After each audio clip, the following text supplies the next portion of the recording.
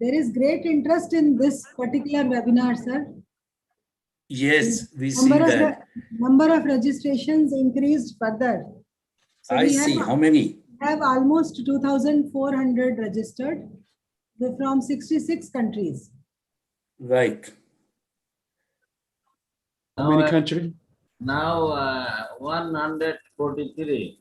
Yes, sir. 140. Still there is time, no, sir? 10 minutes. People will start joining. Okay. From how many countries? 66, sir. 56. 66. 66. Oh, Double six. 66. Oh, it's great. Though many people join and sometimes are unable to attend, but still, you know. Yeah.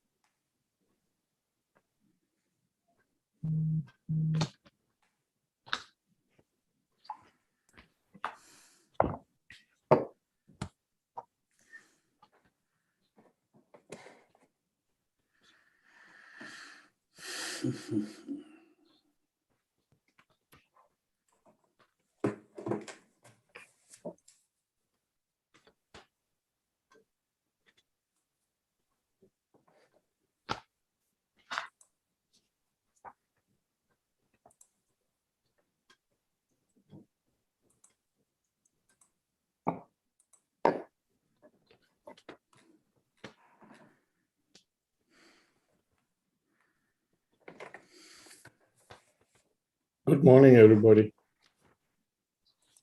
Good morning. Good morning. Can my voice be heard clearly? Yes, sir. Yes, we can hear you clearly. Okay, great. Thank you.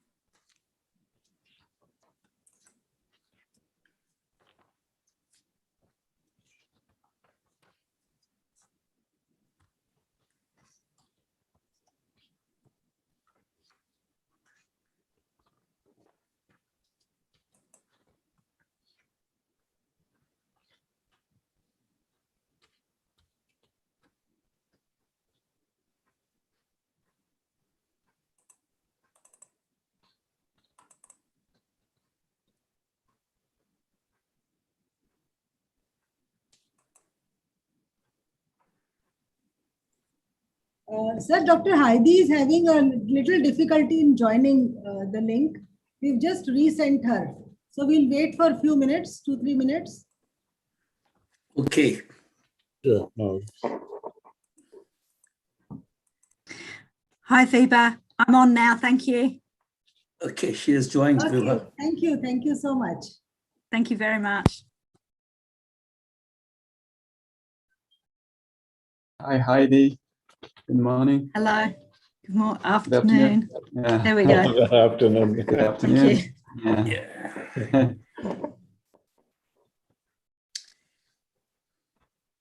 Just shut my door. Dr. Vibha, we are dot on time, and I believe we can move ahead. We have about more Yes, than sir. 200 people joining. Yes, sir. I So, think- Dr. Rishi, we can request Dr. Rishi to start. Yeah, Dr. Okay. Rishi, you are the key player today. Please. Okay, good morning, good afternoon, good evening, wherever you are. This is the second webinar in the series, what we are organizing on gene editing. And the webinar topic is the advancing genome editing, edited plants from lab to land. And I have pleasure to initiate the proceeding of this webinar by welcoming all the speakers, the chairs, and all the participants. A word about the organizers. The three major organizers. One is the APARI, another is the Korea Biosafety Clearinghouse and BCIL. APARI, you know that it was the initiated by Food and Agriculture Organization of United Nations.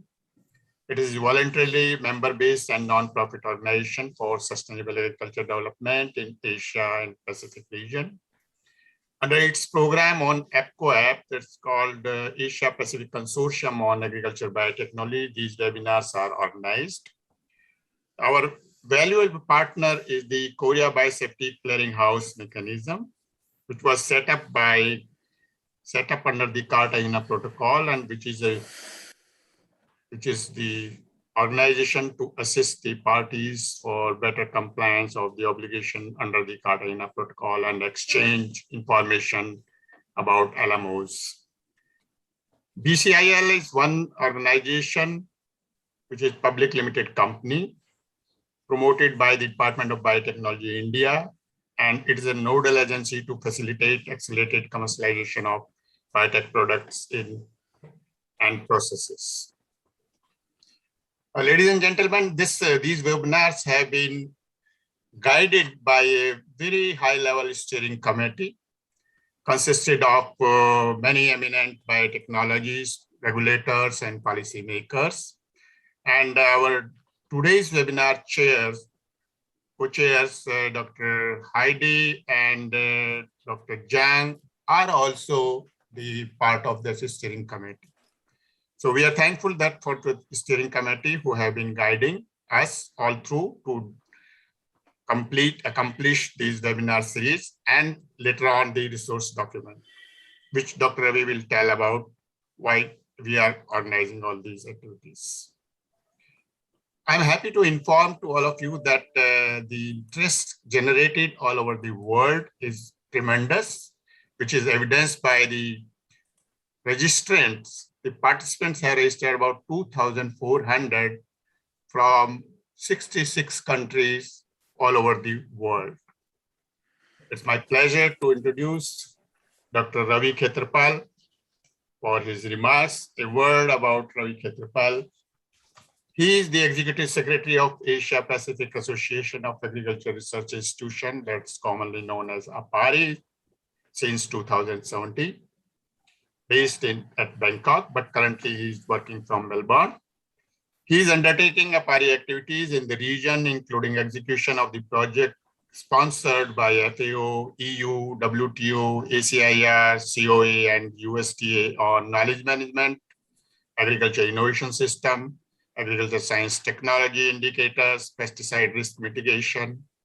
And currently, he is also serving as chairman of Tropical Agriculture Platform of FAO a G20 initiative for developing and promoting the agriculture innovation system. Dr. Ravi Khetpal, it is a pleasure to have you this morning, and I invite you to present the brief remarks to initiate the proceeding of the webinar.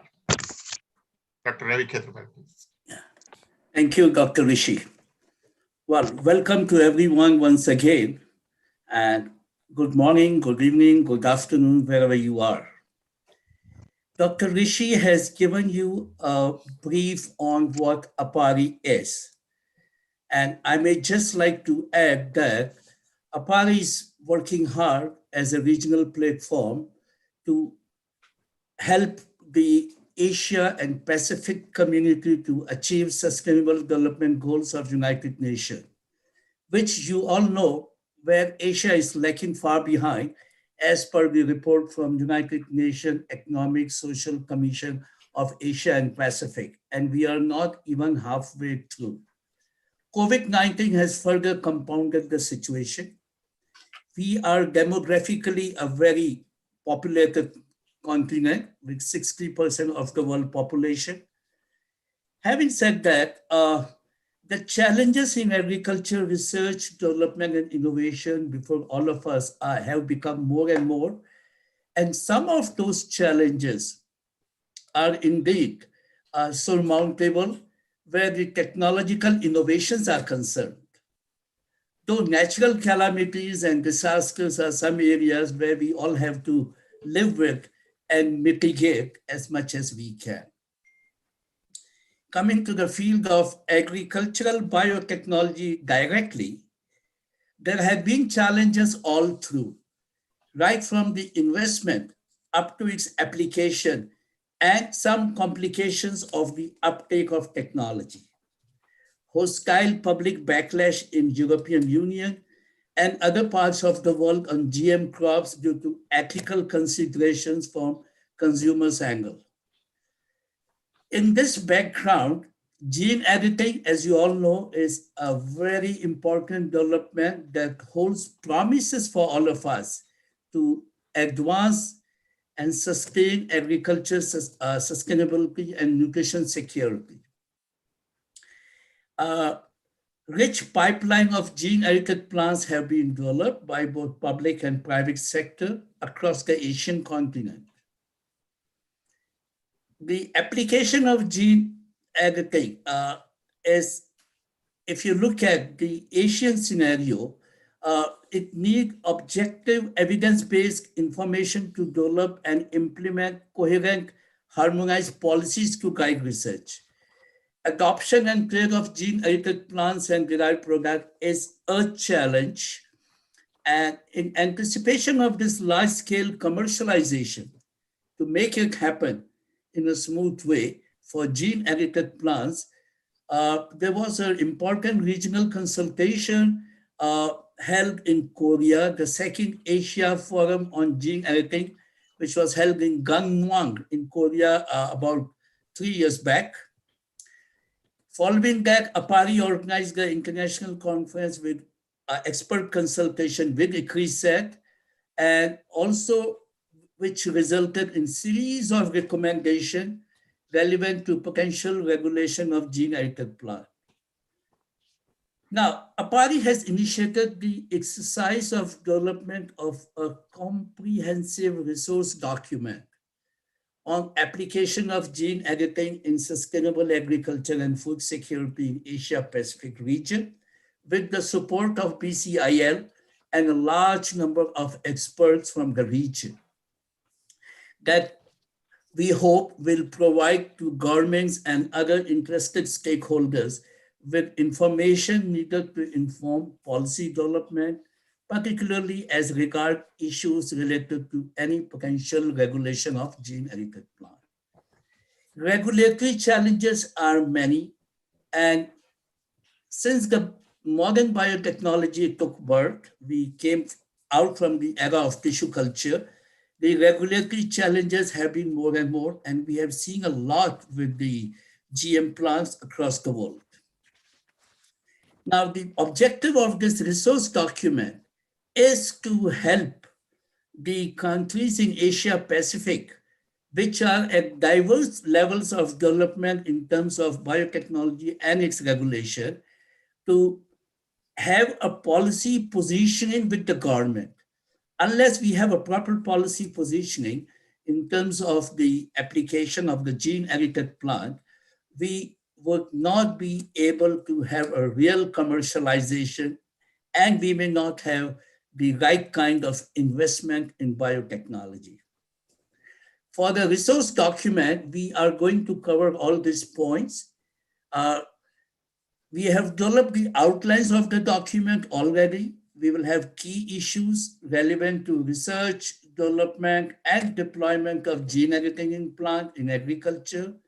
We have identified the lead authors, the well-known players in the field globally, and we, along with our collaborating organization, is hosting a series of webinars to solicit input from key stakeholder groups on the various topics which are covered which will be covered in the document. We will see how best we can diffuse the document once it is developed through a communication plan and by organizing a high-level policy dialogue in the region.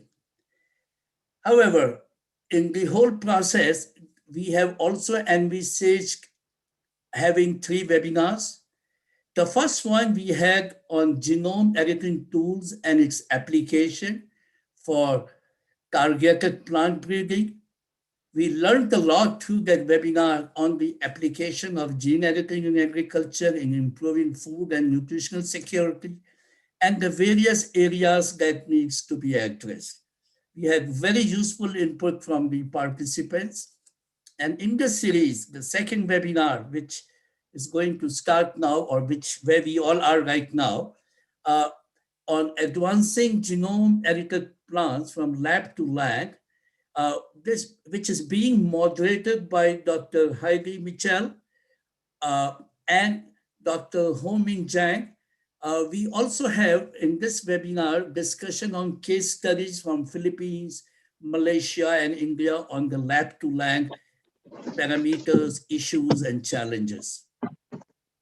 Challenges from lab to land are plenty. There are technical challenges from innovation to regulation. There are challenges of commercialization. There are challenges of investment in this given field. We had a workshop yesterday only on the impact of such technology on the livelihood and socioeconomic considerations of the smallholder farmers. And we could see that the challenges are multifold and there are means of mitigation of the challenges of investment in agriculture biotechnology, which is the prime or the key factor if we have to push this subject and its application ahead. Now we all need to see how we can overcome many of these challenges through an effective communication. As we learn, the science communication part is something which is lagging behind and not keeping pace with the research which has come up. And also we need to have an aggressive and a focused knowledge management and capacity building programs. Well, with these words, I would like to sum up by profusely acknowledging the support of Korean Biosafety Clearinghouse, support both technical and financial, and of BCIL for collaborating actively with APARI, and also to all the participants who are involved in this webinar.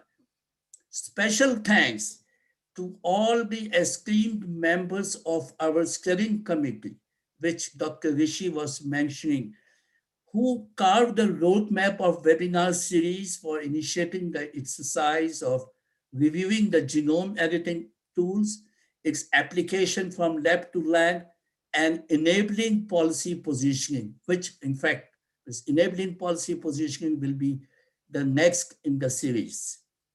Thank you one and all. I wish you all useful deliberations. Thank you. Thank you. Thank you, Dr. Ravi. And without taking much time, let me invite the co-chairs or moderators of this webinar, and I'll take an opportunity to introduce very briefly. First, Dr. Heidi Michel. Dr. Heidi Michel is the Director of Contained Dealing Evaluation Section at the Office of Gene Technology Regulator in Australia. Heidi joined the OGTR in 2006 as an evaluator preparing risk assessment for a range of GMOs. She has also worked in the regulatory practice section of the OGTR at interface between scientific risk assessment and operational regulatory policy. She has represented Australia at OECD and CBD Sabesta meetings and presented talks at domestic as well as international conference on regulation of GMOs in Australia. Heidi has a PhD in plant biochemistry and worked as a research scientist for 10 years in the UK and Australia, publishing papers in peer-reviewed journals, including Nature. Welcome, Dr. Heidi, to co-chair this session. I invite you, and I'll take a minute again to introduce our another co-chair, Dr. Ho Min Jang. Dr. Jang retired in 2018, now an emeritus researcher at Korea Research Institute of Biosciences and Biotechnology, after he had retained the position of KBCS, that is Korea Biosafety Clearinghouse Director, for 15 years, still acting as a national focal point of BCH. He has engaged in biosafety for over 20 years. He took part in biosafety working group in drafting the Cartagena Protocol on biosafety as a national delegation in the late 90s and early 2000. Sorry. Internally, he has led the way, established the national biosafety framework from setting up to KBCH to facilitating the institutional functioning of the national framework. He consistently emphasized the importance of regional cooperative activities in the last recent COP meetings, while echoed by several participants. His efforts actually paid off in a way to concept of the regional cooperation being integrated into decision papers of practical implementation in several articles of the protocol in the COP 10 in 2018 and the previous one in 2016. With these words, I want to inform to all of you that these two co-chairs are also our steering committee members. They have guided us and advised how to develop this program in the webinar series and ultimately culminating into a document. So Dr. Heidi, Dr. Jang, I invite you, please co-chair this, and the screen is yours. Please conduct the proceeding of the webinar. Thank you so much.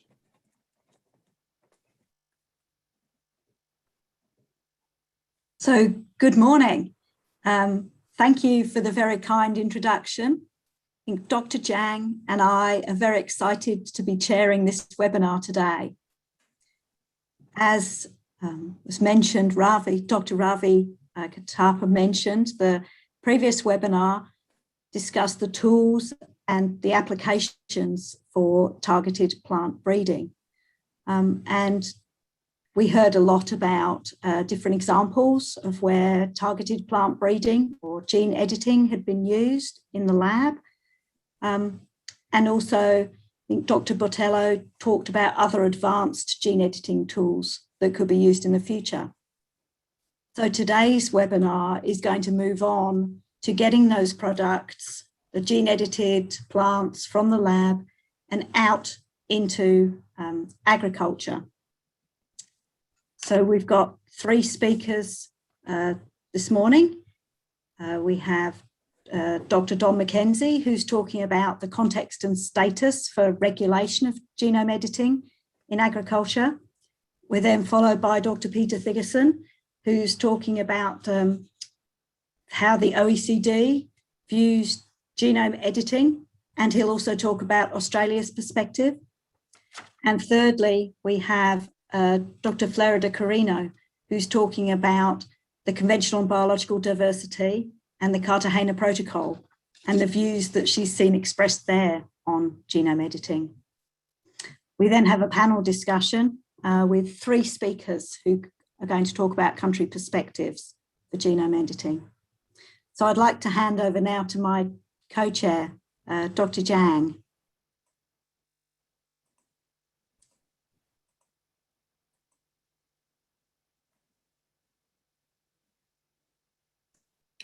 Dr. Zhang, you are muted. To unmute. Okay. Sorry for that. Thank you, Dr. Ketapal and Dr. Yagi, and my chair. First of all, I would like to say that I'm impressed by what Dr. Ketapal mentioned during his speech regarding the context of this magnificent event being organized. That is, this event has started from the second Asia Forum on Biosafety with the theme of gene editing held in 2018 Gangneung, Korea, which I organized and hosted. My primary intention at the time was to provide an opportunity for government officers of Korea to have access to the worldwide landscape and detailed information surrounding gene editing, ultimately to help them streamline the relevant national policy within the right time. However, to conclude, I only get to ask myself if my efforts with such intention was really paid off enough, thinking Korea is still likely to need some more time to overcome some difficulties before the regulatory policy on gene editing is put in place. Instead, I am relieved and even pleased with the vivid memory of the vibe and willingness to engage in that the invited eminent speakers and participants had shown through to the end in the discussion. And I remember that as that event came close to the end, we found ourselves researching the keyword that could explain the reason why people came together to that remote place from the world over. Of course, people from Asia included. I dare to say we finally found the keyword. It was context that we shared each other in the ending part of the final day. We went to the point that whatever different policies or decisions countries had taken or will do regarding gene editing, the context behind would be the keyword that we have to bear in mind to understand different institutional establishments in countries. That is, the story would be like this. Although we did not speak it out explicitly, the better we get to understand the contexts in countries in making their gene editing policy, the more valuable lessons will we get from each other. And this would help us come closer to harmonization by overcoming whatever differences among us. In this sense, I would like to believe this series of webinars on genome editing will surely contribute to better understanding the context behind the status quo in countries.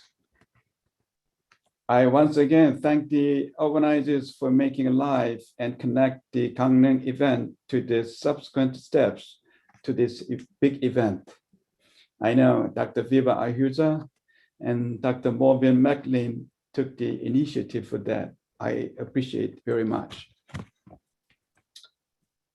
Yeah, this is ratings from my side as a co-chair. Then now, shall we open the second one of our webinar series?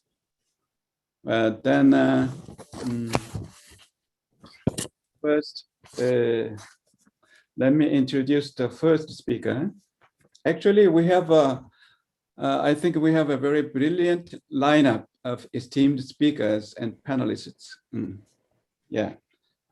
The first speaker is Dr. Donald J. McKenzie. He is the Executive Director of the Institute for International Crop Improvement, the acronym is pronounced as Ilse or Isi. Ilse? Yeah, I think Ilse. Yeah. At the Donald Danforth Plant Science Center. He manages the ILSE's program and partnerships dedicated to delivering precision genetics faced by genetics technologies to meet the most significant food and nutritional security challenges faced by smallholder farmers everywhere. And he has served in various leadership roles in the Canadian federal government, the agriculture biotechnology industry, and in public sector research and development organizations. Well, shall we welcome Dr. McKenzie?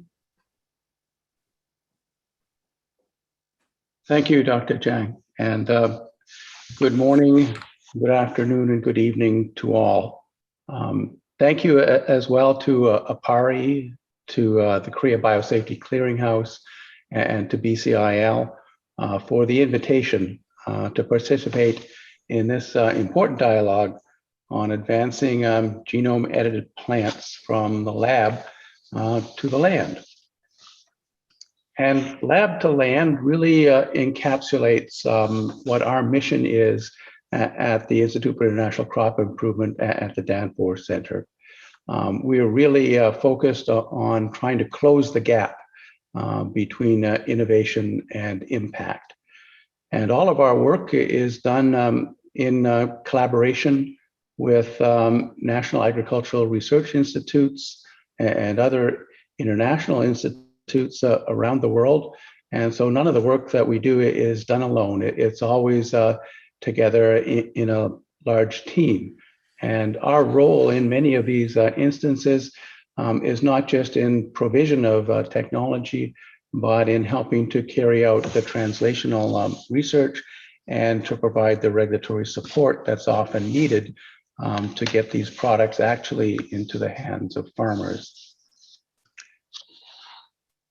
So the past few weeks have seen some really highly significant developments for public sector research and being able to deliver products of biotechnology either directly into the hands of farmers or at least getting almost there. So we've seen the environmental release of virus-resistant cassava in Kenya, only the second genetically engineered food crop ever approved for environmental release in Kenya, and that happened in the middle of June. We have the first seed sales, the commercial release of pod borer-resistant cowpea in Nigeria.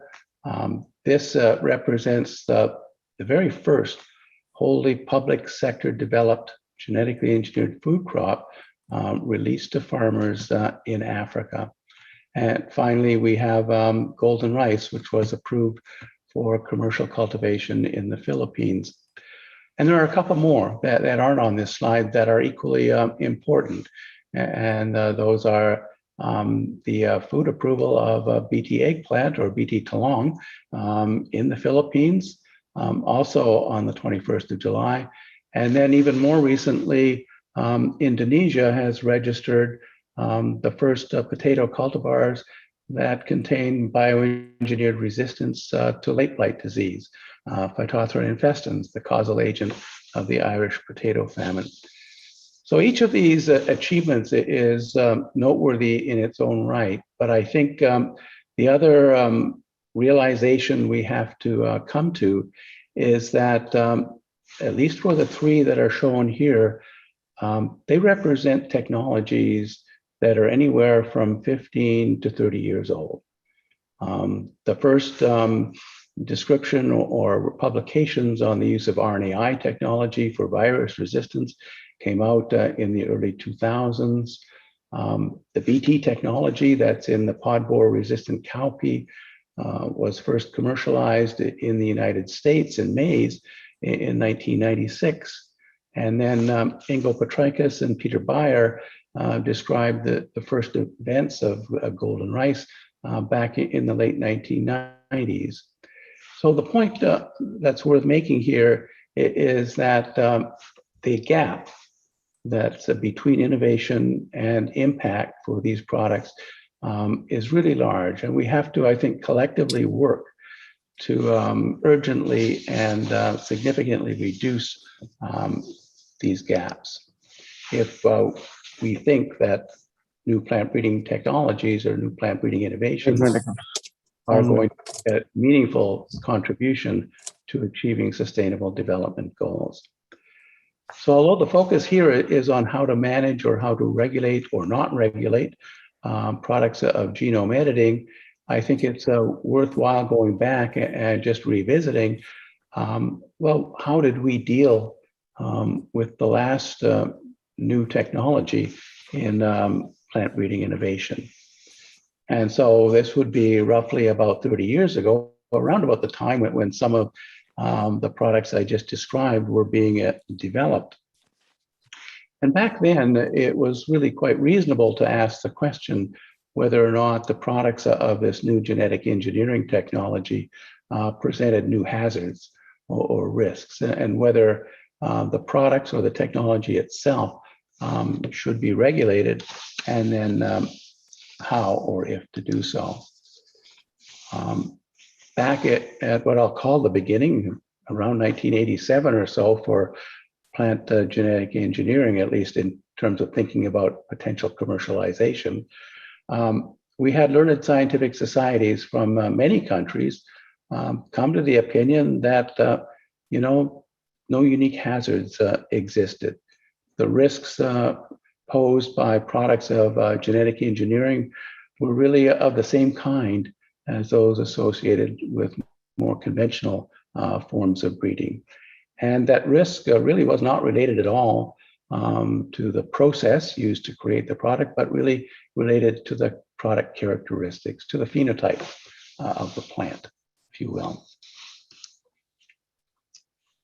But notwithstanding that advice from scientific societies, and that every country that wanted to either produce genetically engineered plants or make use of those products in agriculture or in commerce went down the road of creating biotechnology or biosafety regulatory frameworks to specifically manage those products. And we know where we are now. We are in a situation where these products are amongst the most highly regulated anywhere. The time and cost to move from innovation to impact has become extraordinarily high. And largely it's an endeavor that can really only be done successfully and routinely by large transnational corporations that have all of the resources necessary to do it. Information and data requirements have escalated, and we've got the complex situations around international trade and the low-level presence that we have to worry about for products that might be approved in an exporting country but not in an importing country. And we really have to, I think, ask the question sometimes whether the regulations and what we wanted them to achieve have actually been achieved. And for those of us working in the public sector who don't have infinite resources, we're often also working in geographies, whether it's in Asia or in sub-Saharan Africa, where many times the regulatory pathways are not yet well developed. And there's an absence of clear guidance, and there are weaknesses either in capacity for risk assessment or in capacity for enforcement, if you will. And oftentimes the products that we're working on, such as a Bt cowpea or a virus-resistant cassava, that are amongst the first ever to be looked at and reviewed by a regulatory agency. And that always becomes a bit problematic. So now we're at this stage of, well, how do we deal with genome editing? And in the first webinar, you heard and learned of all the exciting potential products that could be coming out of this new technology. So we'll not talk about that here today. But I think it's worth pointing out that conversations about how genome editing and plant breeding innovation should be regulated or not need to be rooted in the historical context of plant mutagenesis tools. So there was this nice graphic in a publication by Shalaki et al. Of a couple of years ago, where they were looking at the evolution of plant mutagenesis tools. And I thought it quite nicely captured where we've been and where we perhaps are at the moment. And we're starting, back in the early part of the 20th century with the first use of radiation, X-rays, if you will, to mutagenize plants. And that was used to create new varieties of maize and barley. And that was described back in 1928. And that was followed in the mid-1940s by use of mutagenic chemicals to induce mutations in many crop species. And just using those two techniques, the International Atomic Energy Commission has a database of mutant plant varieties, which by today contains more than 3,350 varieties of mutated crop plants that represent more than 210 different plant species. Over time, these tools of mutagenesis have evolved. They've included more precise molecular techniques, such as zinc finger nucleases, talons, CRISPR-Cas, and that. And the theme throughout all of this is that we're moving over time from undirected, if you will, untargeted techniques for introducing mutations to techniques that are very precise in where mutations can be introduced. All plant breeding methods give rise to unintended effects. And, mutation breeding using either radiation or mutagenic chemicals, all of the effects are off-target effects. There are no targeted effects. And yet, even with this technology, we find that the conventional agri-food regulatory system is quite sufficient to provide the necessary oversight for products from mutation breeding. We're generally comfortable with having these products regulated as conventional. So why should we treat targeted mutation products, such as products from genome editing, from CRISPR-Cas, from prime editing or base editing, any differently than we would treat products of radiation or chemical mutation? And just a brief reminder of what does the conventional agri-food regulatory framework look like? And of course, it goes all the way from crop improvement, regulating how new varieties are evaluated and assessed, ensuring that they are both safe and efficacious in terms of demonstrating value for cultivation and use for farmers. We've got systems in place to ensure that quality seed is provided to farmers through certification schemes and that. We have rules and regulations that govern, in many cases, quite precisely how crops can be cultivated and grown, whether it's regulating the kinds of inputs from herbicides or insecticides that can be applied, or ensuring that pesticide residue levels are within tolerances so they don't pose any safety hazards to consumers, all the way through to food manufacturing, food sales, and distribution. Typically, these involve multiple agencies within the government that encompass agriculture, environment, pesticide registration, public health, international trade, and so on. And then our international standard setting bodies that are involved at different parts along the chain as well. So this sort of umbrella set of regulations and legislation has done a really good job of ensuring a safe and nutritious food supply for consumers over many decades. And so I think we need to think about how this collection of conventional regulations can apply to genome edited plants and their products, and whether or not it's going to be sufficient or whether we need anything extra. There are, I think by now, 173 countries that are parties to the Cartagena Protocol on Biosafety. And for those countries that have been basing their domestic legislation and regulation on the definition of a living modified organism within the protocol, they've decided to take advantage of or use the fact that an LMO means something that possesses a novel combination of genetic material.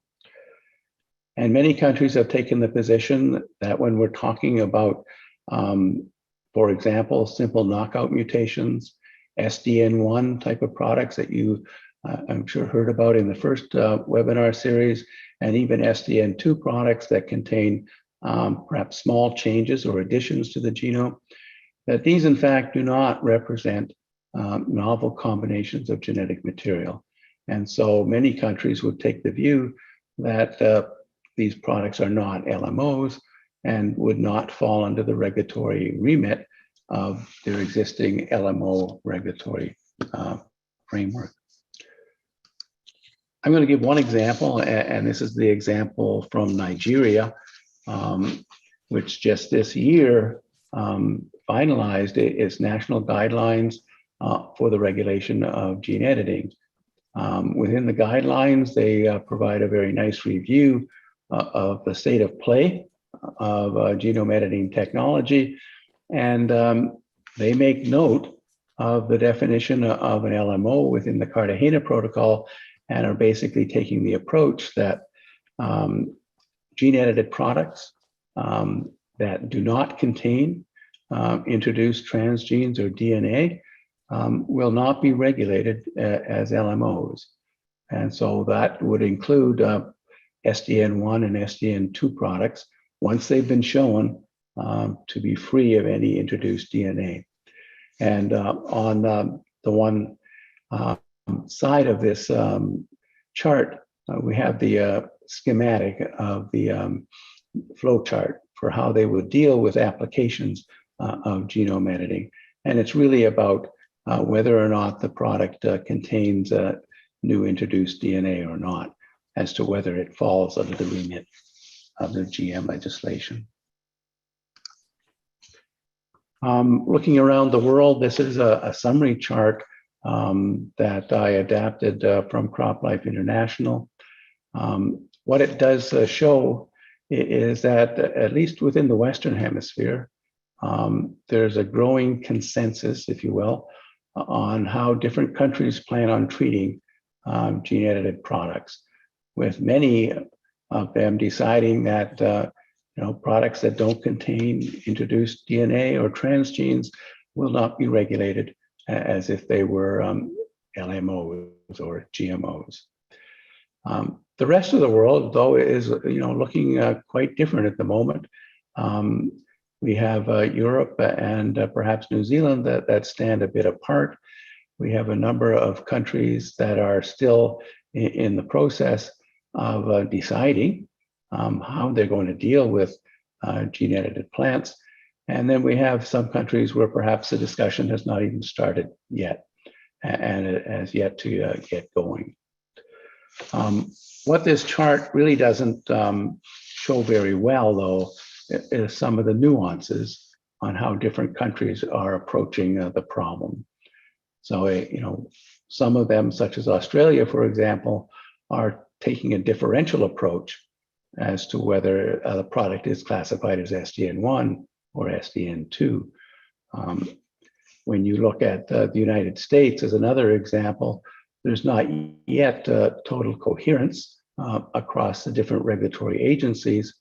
And you don't appreciate that even the exemptions that were provided under the new secure rule promulgated by the US Department of Agriculture earlier this year, is that those exemptions, they don't apply to polyploid plants. So for example, the exemptions that would exist for maize, for example, and an STN1 mutation there don't apply to potato or to teff or to canola. And Canada, of course, is also unique amongst all of the countries in that ever since 1993, Canada has taken a product-based approach to regulation that really doesn't look at the process. So products of conventional breeding, products of mutation breeding, products of genetic engineering, or even products of genome edited are all captured under the novel plant and novel food regulatory regime in Canada. So they don't have to worry about changing their legislation or regulation every time the technology changes.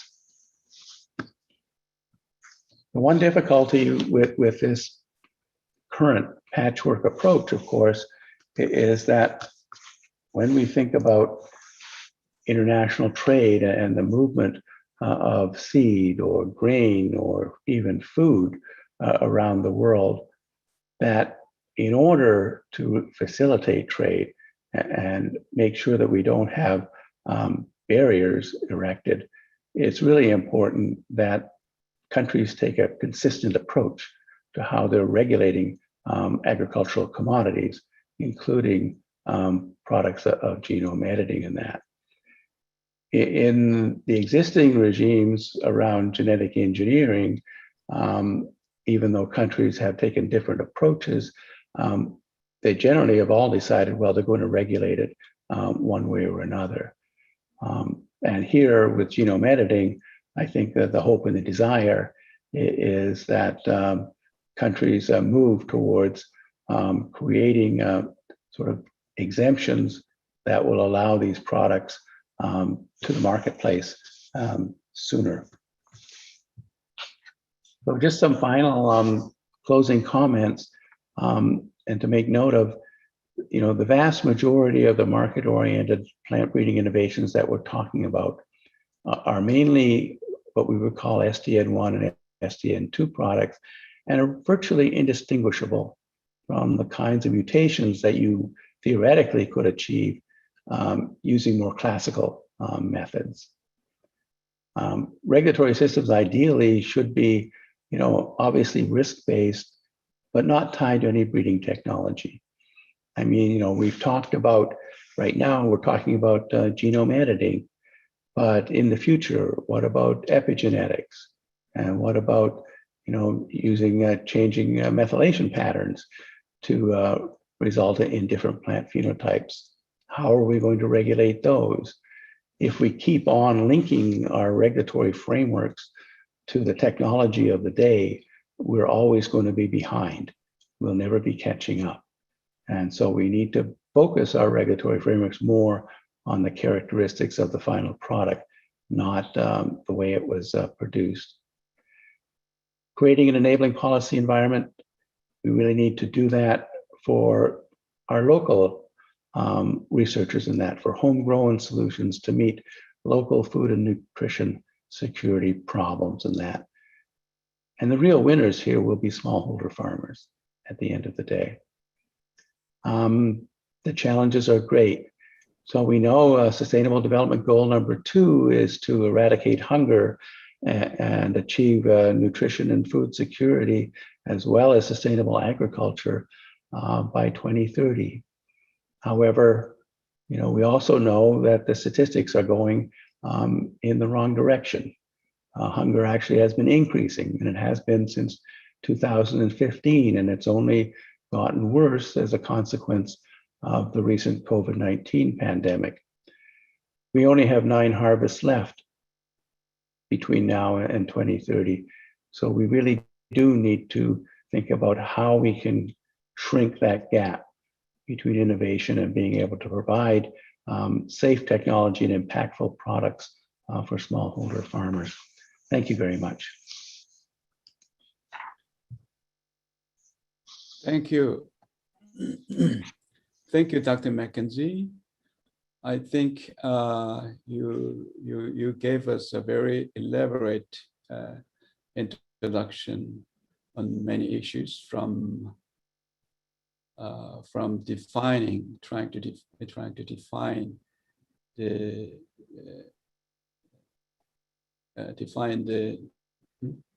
definition of the products edited by genome editing, to practical issues, to such as trade. And yeah, so I think many questions would be waiting for you to answer, but I think it a little bit behind the schedule.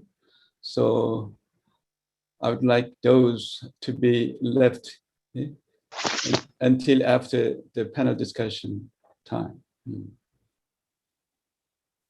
Okay, then I would like to turn over this mic to my co-chair for the next. Hi, Heidi. Yeah. Thank you, Dr. Zhang. Yeah. So I'd also like to thank Dr. McKenzie for a lovely talk. Our next speaker is my colleague, Dr. Peter Thigerson. He's the Principal Regulatory Scientist at Australia's Office of the Gene Technology Regulator.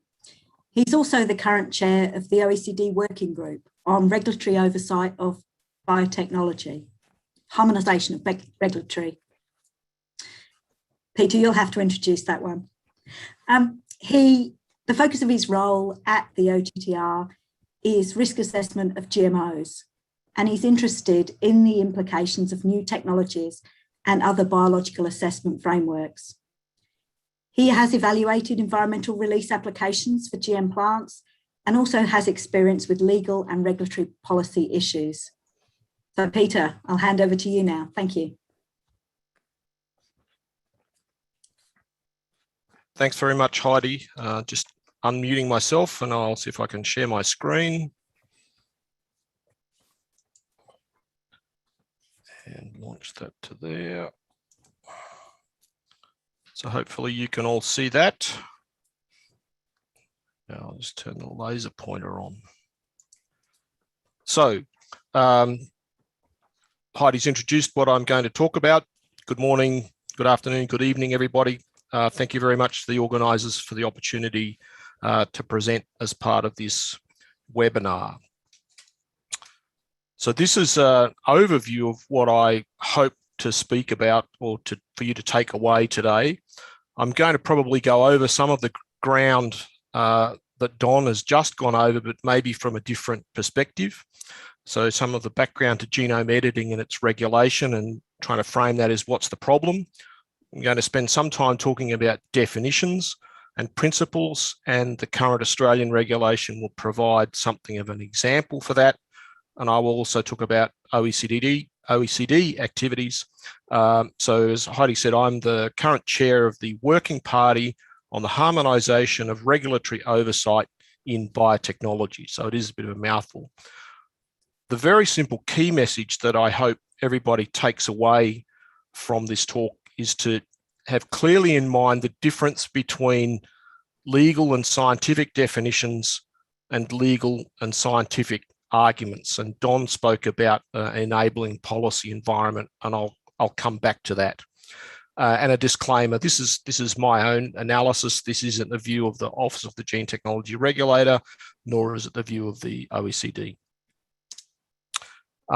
The other thing I wanted to say, I actually wrote out. So noting the introductory comments, I'm going to give you some observations about issues and actors who will ultimately determine what the regulatory outcomes for the application of genome editing in plants are.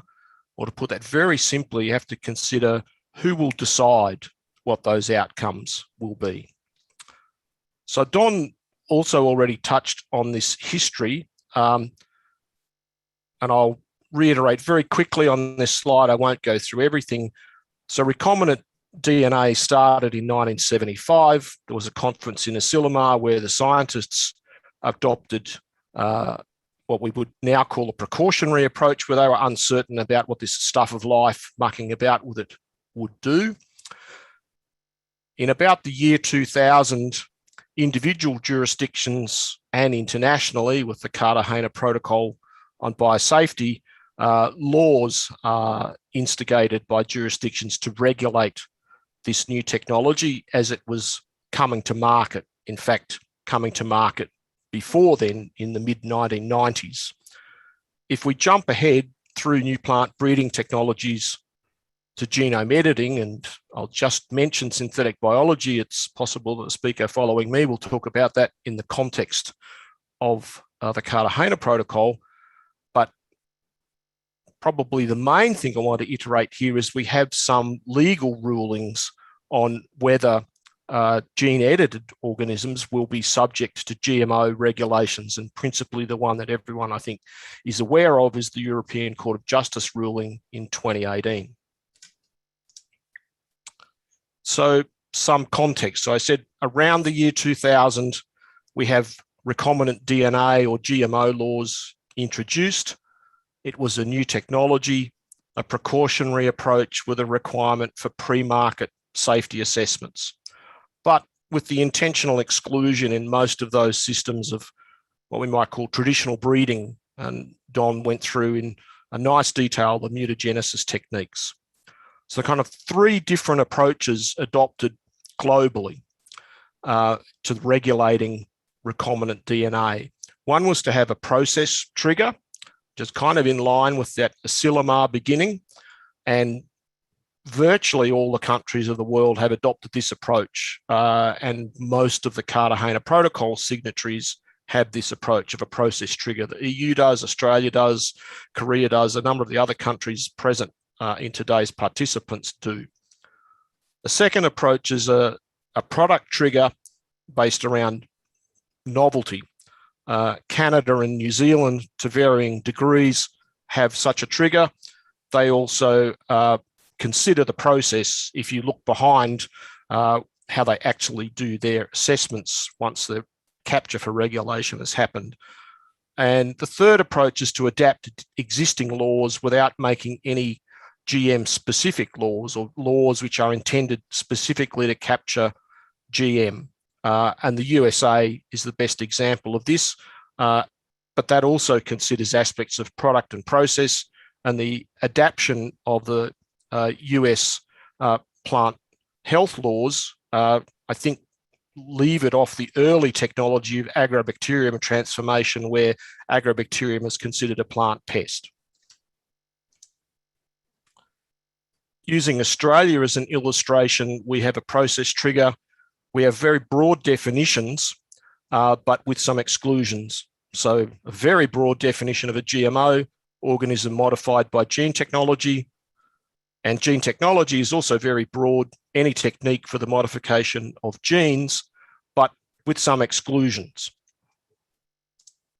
And as an example, radiation and chemical mutagenesis were excluded from the techniques that constituted gene technology for the purpose of regulation. So some of the international context, Don has also touched on this, but basically have different countries, many of them have different laws and legal systems. For their GMO or biotech laws, they've adopted different definitions, and they also have different approaches, different policies, and different publics, and that can all lead to different regulatory outcomes. So it leaves the question of what is regulated and how is it regulated in each of those jurisdictions. I'll just jump over this slide quickly. Don's also touched on this a little bit. If you consider the classical GMOs, a small number of species and a small number of traits with a small number of large players in the development side. For gene editing, the technology is more tractable. We've got a large number of species under research, a large number of traits, and a lot more smaller entities that are using this technology to take it forward. So what does the problem look like? Circa 2000, what everyone was regulating or setting up their regulation for was the classical transgenic, with a promoter from one species, a gene from another species, a terminator from another species, and irrespective of the definition, everyone said that's a GMO. We jump forward to 2021 with genome editing, with possibly single base pair substitutions with the same definitions by and large that operated in 2000. The question is, subject to those definitions, are the plants or animals or microbes with these types of modifications or genetic changes genetically modified organisms? This is a busy slide. I'm conscious of time, so I'm concentrating on this stream down here. And this relates to the comment I made at the beginning about who are the actors. So governments make laws. They define what's to be regulated. You might say, if you want to have a discourse about the policy settings, it's governments, not regulators, that you should be talking to. Regulators administer the laws as given to them by government, and that's where science-based regulation comes in. And in many jurisdictions, the decision, if there's a dispute about whether something is regulated, will be decided by a court, not by the regulator and not by the government. Touch on this one very briefly as a preamble to the next slide. If you're designing your regulation for whatever it is, consideration of what your protection goals are, what's the information underpinning the legislation, what's the risk, what's the science behind it, and also societal values go into making the law. But once the law is made, all of those other stakeholder considerations, if you like, I think disappear. So this is our view as a regulator in Australia, that one cannot interpret laws to say this is what it meant to say, or this is what it should have said, or from speaking to a lot of scientists, well, the terms of art have changed and that's what it should mean now. No, it's fixed in the law in the way it was set by the government at the time. So what are the reactions? I've mentioned the European Court of Justice. Don has also mentioned New Zealand. They had a case which went somewhat unremarked as far back as 2014. And the conclusion of both of those cases, and so for both of those jurisdictions, is that if your plant or animal is genome edited, it's a GMO. In other countries, the process is ongoing. Argentina and Brazil have kind of taken a novel way where they do a pre-assessment, which includes legal and some scientific aspects, as I understand it, which will decide whether the organism is to be regulated. I'll touch on Australia some more as we go. Canada recently had a consultation on some guidance, which was framed much more in the context of keeping track of genome edited organisms, which might not necessarily have had to go through a regulatory process. And Don alluded to the US secure rule. So that's just a short grab bag of some countries' approaches currently. The Australian system, there are two sets of definitions, one for GMOs and one for food, a process trigger, as I've said, and that feeds into science-based case-by-case assessments and approvals. This slide, also very busy, but there have been a large number of scientific journal publications over the last 2 years that have spoken about the regulation of genome editing. And once again, this is my theme of terms of art in science versus legal definitions, and that the words matter. So when I first saw this, one of these nice graphics, it says that and Australia is given as green, genome edited organisms are not regulated as GMOs, and if there's no foreign DNA. unfortunately, that's not actually quite correct. Some genome edited crops are not regulated as GMOs in Australia, whereas some are regulated. So it's like, from a scientific perspective, going back to the original paper rather than going on someone else's gloss of what the original paper said. Let me get all of these things to come on board. Go back one.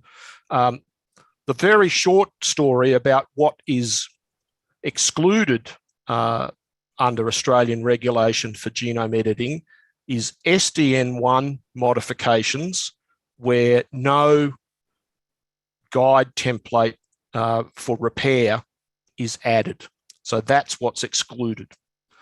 Whereas what is termed SDN2, an oligo-directed mutagenesis, where a template for guiding repair is added, they are considered to be GMOs. In terms of the Big P policy situation, there was a review of the whole Australian GMO scheme starting back in 2017, but very simply, I'll say the work is ongoing there. No specific amendments were proposed by that review, but we may see something come out in the course of the next year. Similarly, in the Australian food space, a review has been being undertaken by our colleagues at Food Standards Australia, New Zealand. Nothing has been published on that.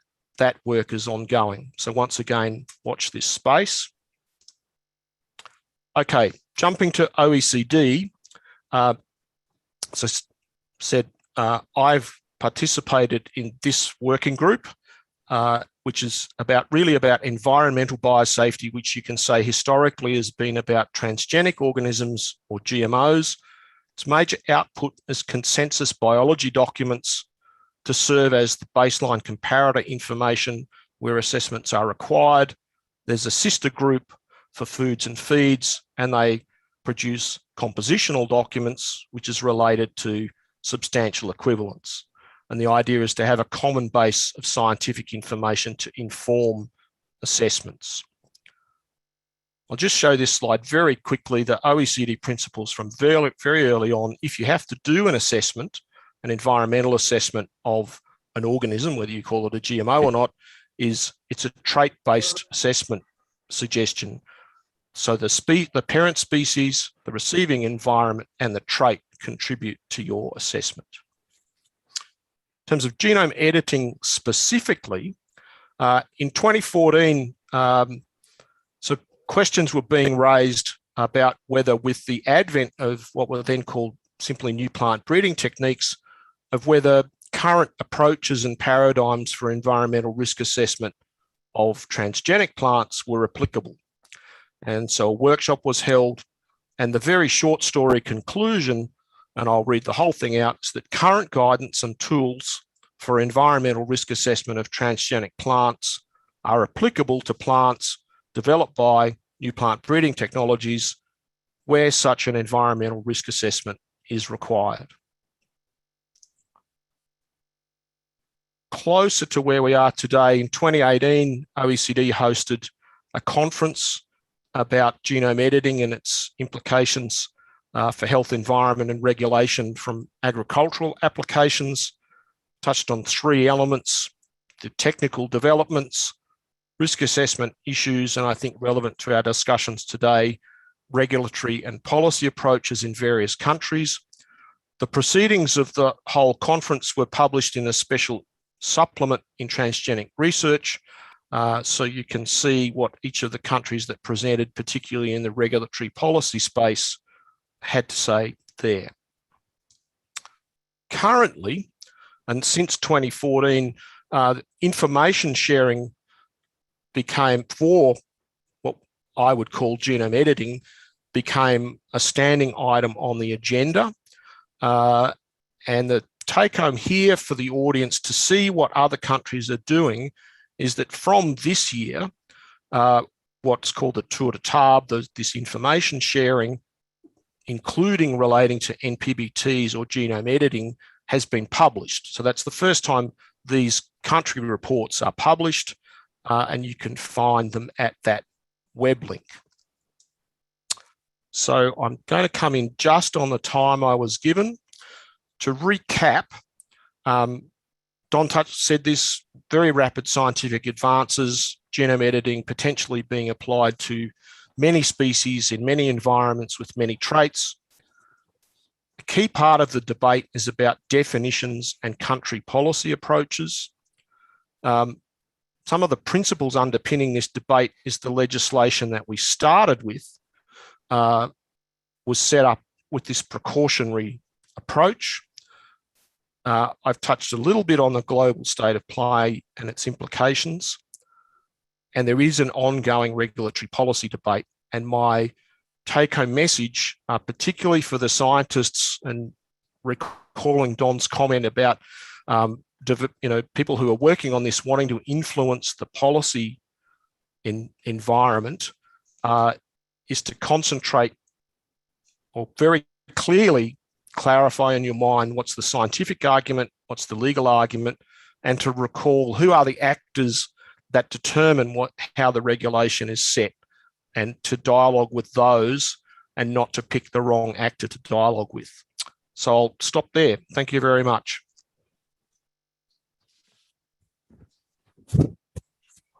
Thank you very much, Peter, for that really interesting and clear talk on who we should do if we want to make change. Have I managed to unshare my screen? No, stop share. There we go. Sorry. Okay. Brilliant. Thank you very much. So given the time, I think we'll save the questions till the end when we've got the panel discussion. So if anybody has questions for Peter, please could they put them into the chat. I'd now like to hand back to my co-chair to introduce the next speaker. Thank you. Thank you, Heidi. And the next speaker is Dr. Florida Carino. She retired as a full professor of biochemistry from the University of the Philippines, Diliman, and she was a former director of 2 institutes of the university. Dr. Carino is currently the physical scientist member of the Department of Science and Technology, DOST, Biosafety Committee, and has been involved in drafting policy and regulation of genetically modified organisms since 1994. Dr. Carino, please take this microphone. Yes, thank you. I would like to share my screen. And let's see if I can find it.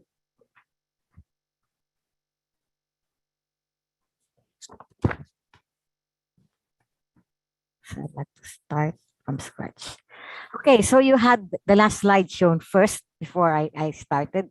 I decided just to show that one, mainly because that was a comment that has been made by one of my colleagues who's starting to work on genome editing.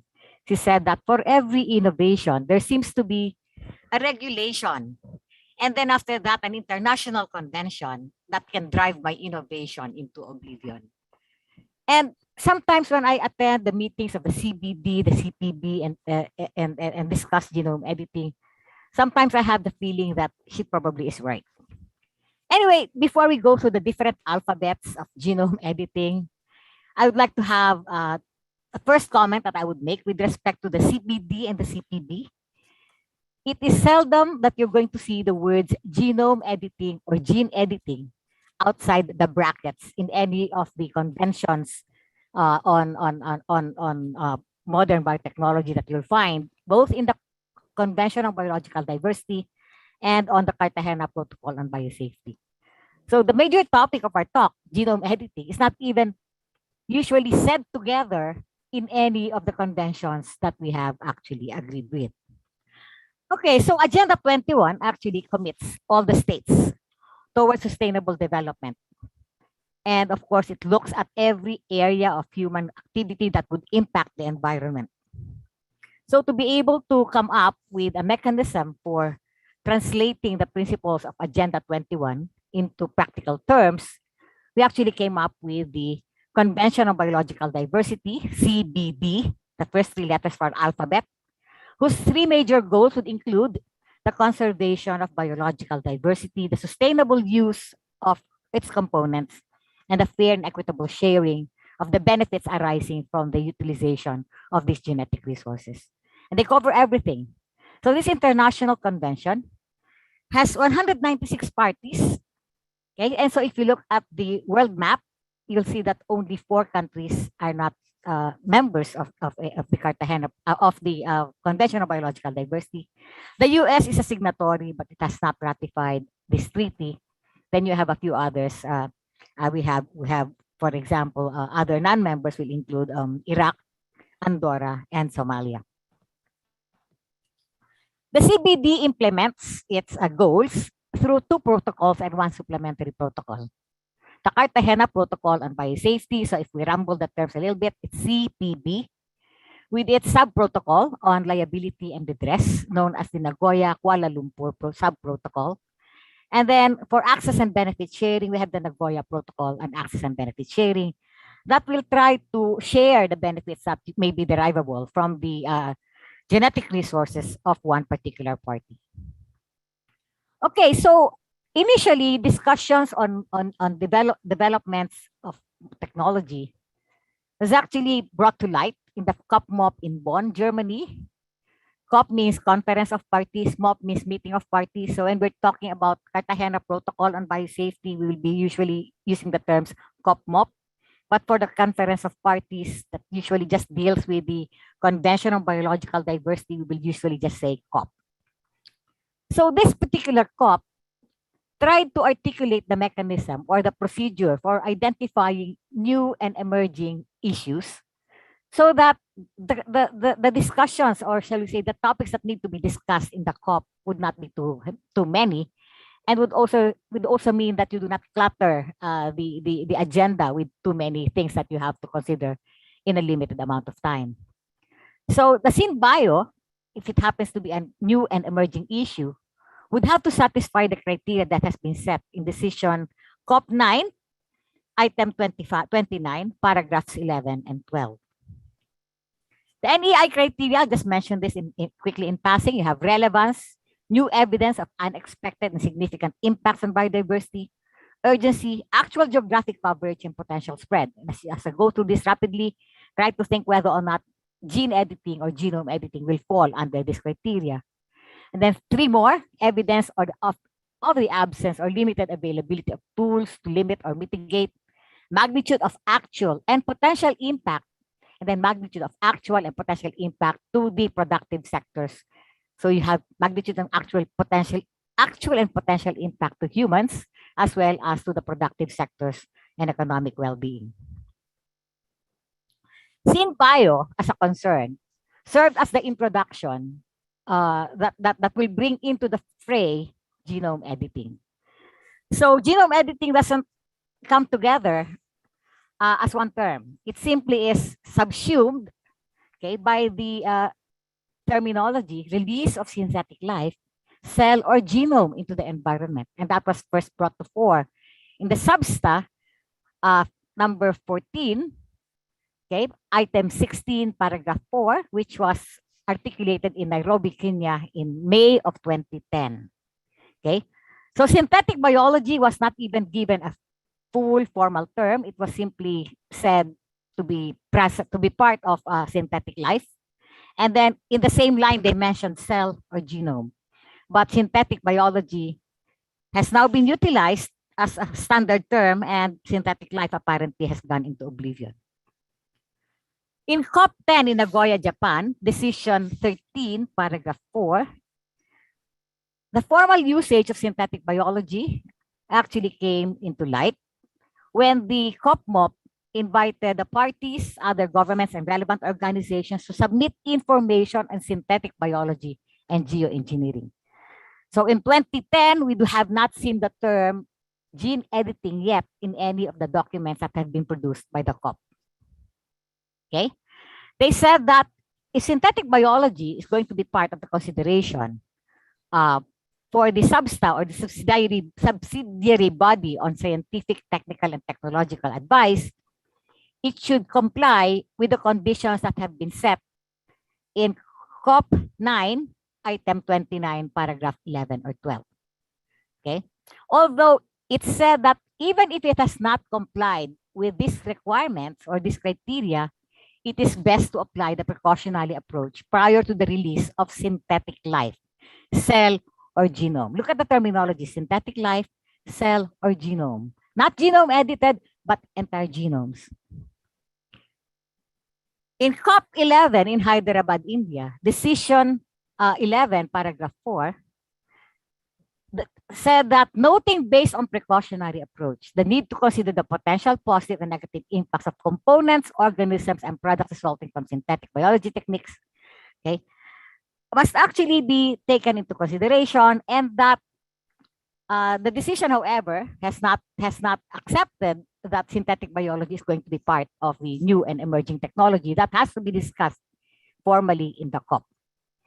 So at this point, it's as late as COP 11, synthetic biology and all its attendant technologies, the grab bag of technologies, has not yet been accepted as a new and emerging issue in the COP discussions.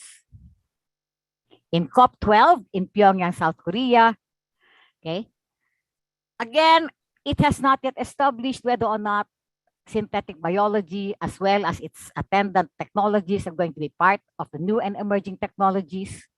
So paragraph 4 established an ad hoc technical experts group, another one of your alphabet soup, ATEG, to identify the similarities and differences between living modified organisms as defined by the Cartagena Protocol and organisms, components, and products of synthetic biology techniques to determine if LMOs derived from synthetic biology would fall under the scope of the Cartagena Protocol.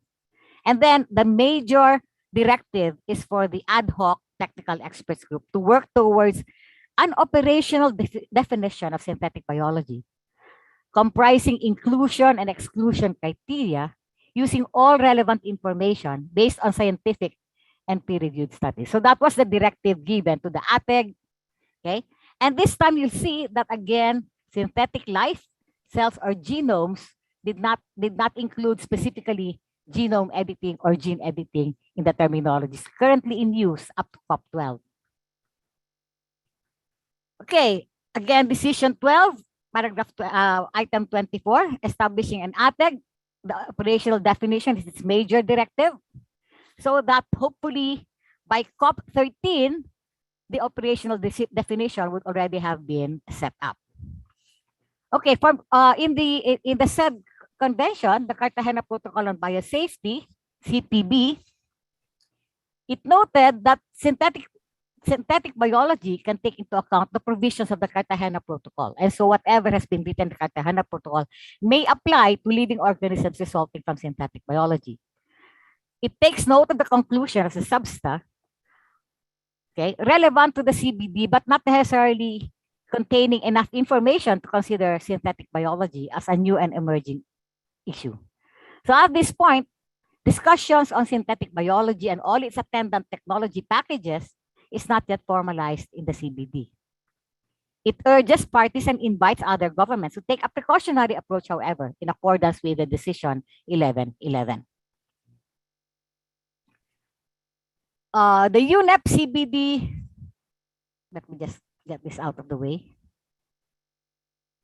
The ATEG of the UNEP and CBD said that the synthetic biology describes the application of various techniques of modern biotechnology that exercise control in the design, synthesis, or redesign of new biological organisms, plants, devices, and genetic systems. So in this particular regard, it tries to consider genome editing as being included or subsumed by the terminology redesign of genetic systems at the organismal, cellular, or subcellular level.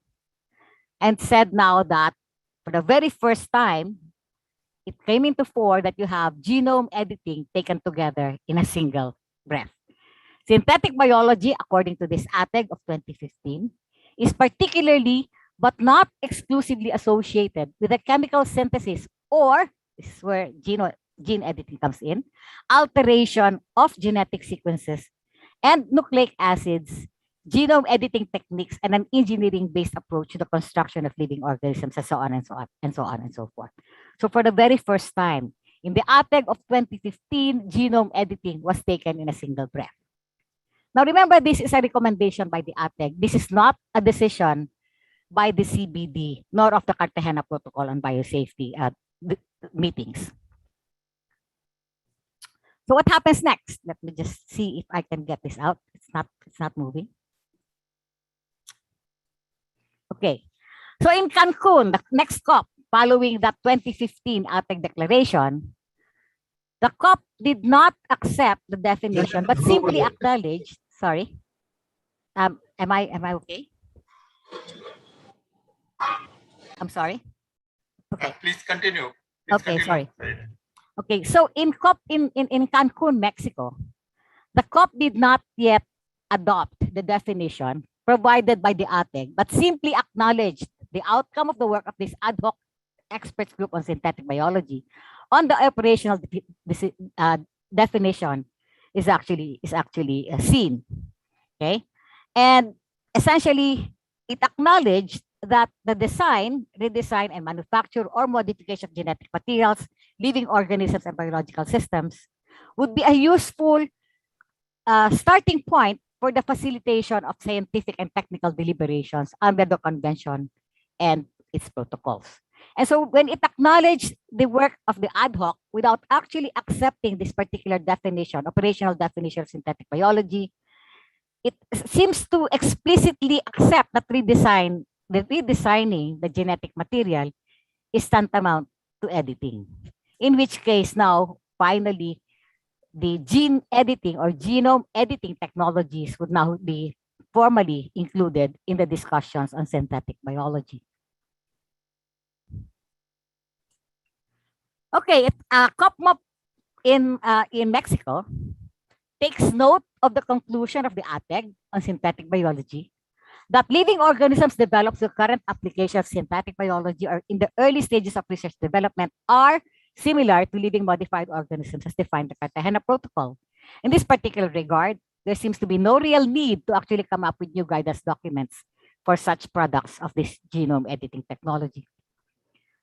Notes that the general principles and methodologies for risk assessment under the Cartagena would be a good basis for risk assessment. And notes also that it is not clear, given the current state of knowledge in 2016, whether or not some organisms of synthetic biology in the early stages of research and development would fall under the Cartagena definition of living modified organisms. And therefore further notes rather, that there are cases in which there may be no consensus on whether the result of synthetic biology application is living or not. And to be able to finally decide whether or not synthetic biology and all its attendant technologies is going to qualify as a new and emerging technology, the COP in Mexico decided to extend the ATEG with renewed membership. In Sharm el-Sheikh in Egypt, Decision 1419 agrees that broad and regular horizon scanning and so on and so forth would be a legitimate activity by the Cartagena Protocol on Biosafety as well as for the COP. Unfortunately, in Egypt, whether or not synthetic biology and all its attendant technology, which now included genome editing, has not yet been established as a new and emerging issue, and a lot of discussion actually ensued with respect to whether or not it can really qualify. And so the ATEG, which failed to resolve the issue of whether or not synthetic biology is going to be a new and emerging issue, the term of its office is actually extended to be able to resolve this particular question. This Decision 23-7, okay, in Substa, the COPMOP decision in Sharm el-Sheikh left the decision to Substa. It decides to defer considerations on the submission that synthetic biology should be classified as NEI or new and emerging issue. And so it passed on the responsibility to the 24th meeting, considering the advice provided by the ATEG on synthetic biology.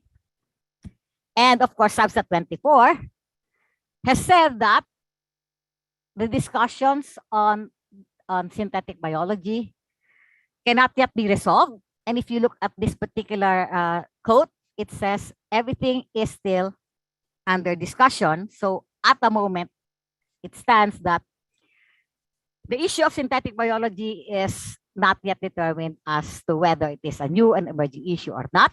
And then there are things in bracket, and this is not to require further analysis on whether synthetic biology is an emerging issue, while keeping the convention's work in synthetic biology under review, still in brackets, and recognizing that synthetic biology has not been determined to be or not to be, again in brackets, a new and emerging issue.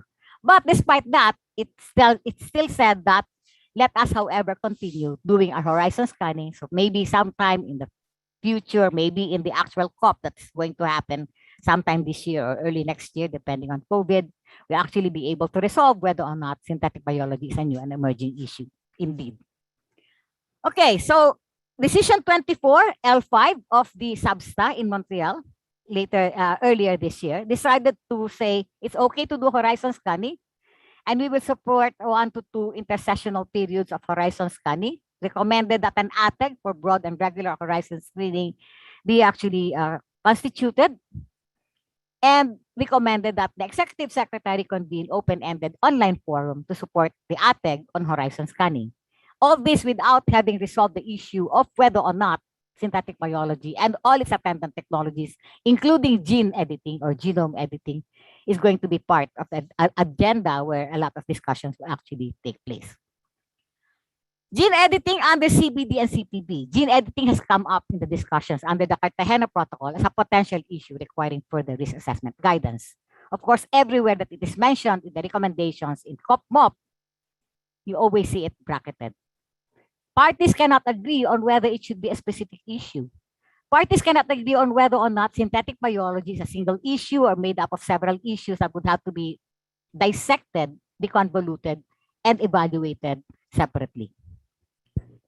The ATEG in 2019 recalled the ATEG 27 report, which concluded that most living organisms already developed or currently under research and development fell under the definition of LMOs as per Cartagena Protocol. And ATEG 2019 agreed that this conclusion was still valid. Most living organisms said. And so if it's under synthetic biology, most of it would be classified under LMOs in the Cartagena Protocol. The current state of knowledge, however, is that given the rapid developments in the field, it may be possible that synthetic biology organisms developed in the future could fall outside the definition of living modified organisms, the protocol. And it's already set a condition that if such a situation arises, it was recognized that the relevant obligations in the convention would continue to apply, to which the usual questions that are asked would be which obligations the convention would continue to be applied. And one parting shot of ATEG 2019, which gives me some bit of discomfort, is that it stated and noted that the convention contains a definition of biotechnology, which is broader than the definition of modern biotechnology in the Cartagena Protocol.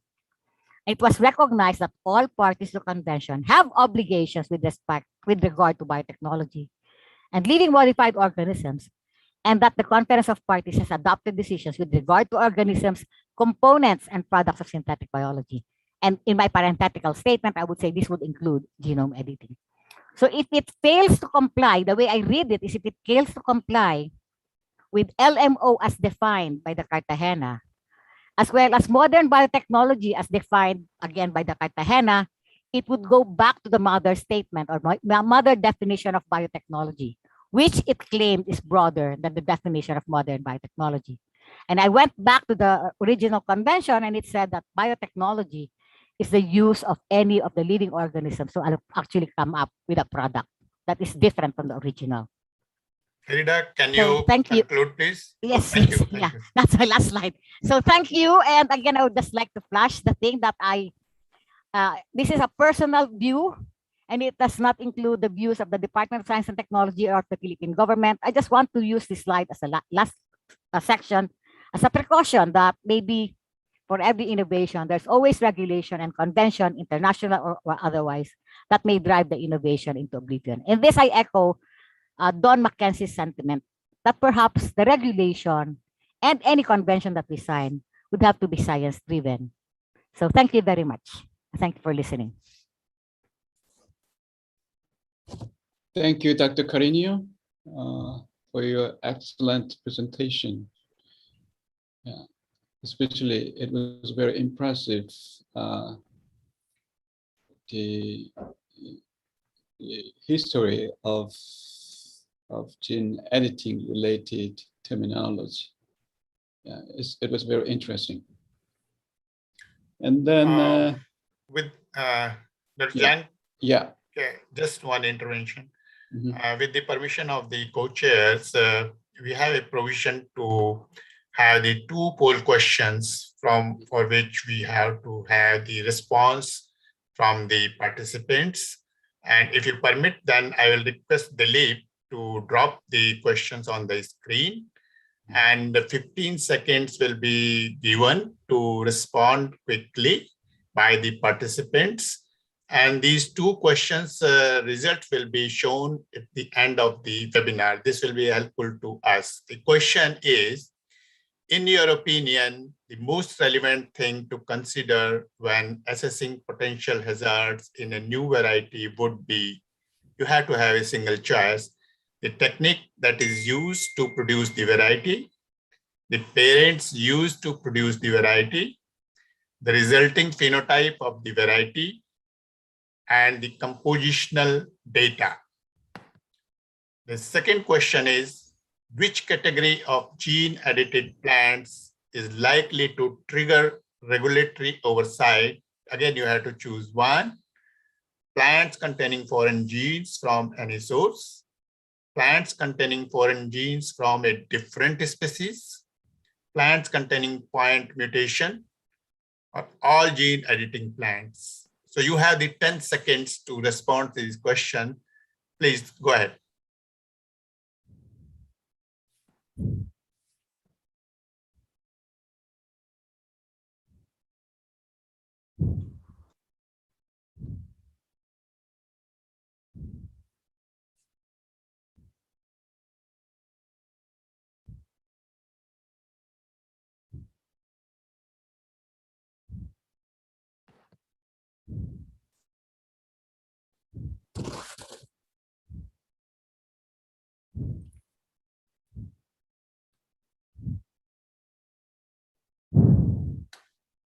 I hope you have responded.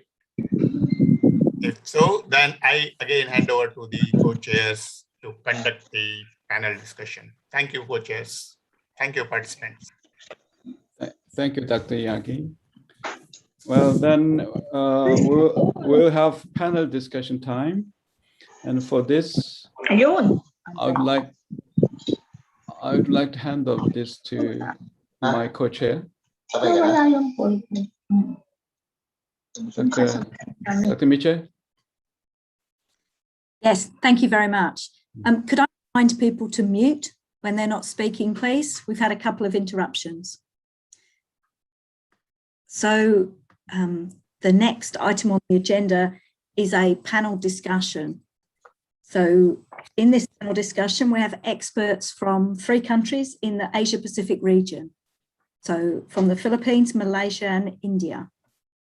So I'll introduce the panel members individually before they speak. So our first panel member is Dr. Abraham Manola, who is a professorial lecturer from the University of the Philippines. And he is a planning and policy specialist with work on biotechnology and the biosafety policy, government restructuring, and formulation of development plans. So he's currently a professorial lecturer, and he's also the executive secretary of the Biotechnology Coalition of the Philippines, a non-profit organization working for the safe and responsible use of modern biotechnology. And I believe Dr. Manola is going to share his screen to present some information about regulation of gene editing in the Philippines and in other countries in the Asia Pacific region. Thank you, Dr. Manola. Thank you, Dr. Mitchell. Can you see my slide? Yes, we can. Yes. Thank you. Yes. Again, thank you. So I'll be presenting on the case study of gene editing policy in the Philippines. And I was also requested by Dr. Viva to present for other Southeast Asian countries. So, the title of my presentation is Regulatory Approach for Gene Editing in Agriculture in the Philippines. First, some important milestones for the Philippines. Actually, there were already discussions on gene editing, CRISPR-Cas9, and similar techniques, even as early as 2014, 2015. I was looking at my notes this morning. But the formal technical study that was constituted by our Philippine Department of Agriculture in order to study all of these concerns, issues, innovations, and opportunities on gene editing, particularly for plant and plant products, started in 2017. So there was a formal group commissioned to do this study in 2017.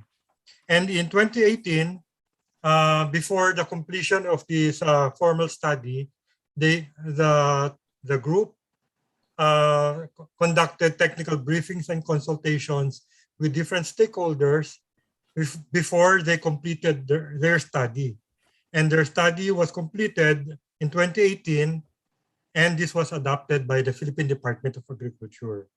Then, a year later, this was submitted to the National Committee on Biosafety of the Philippines.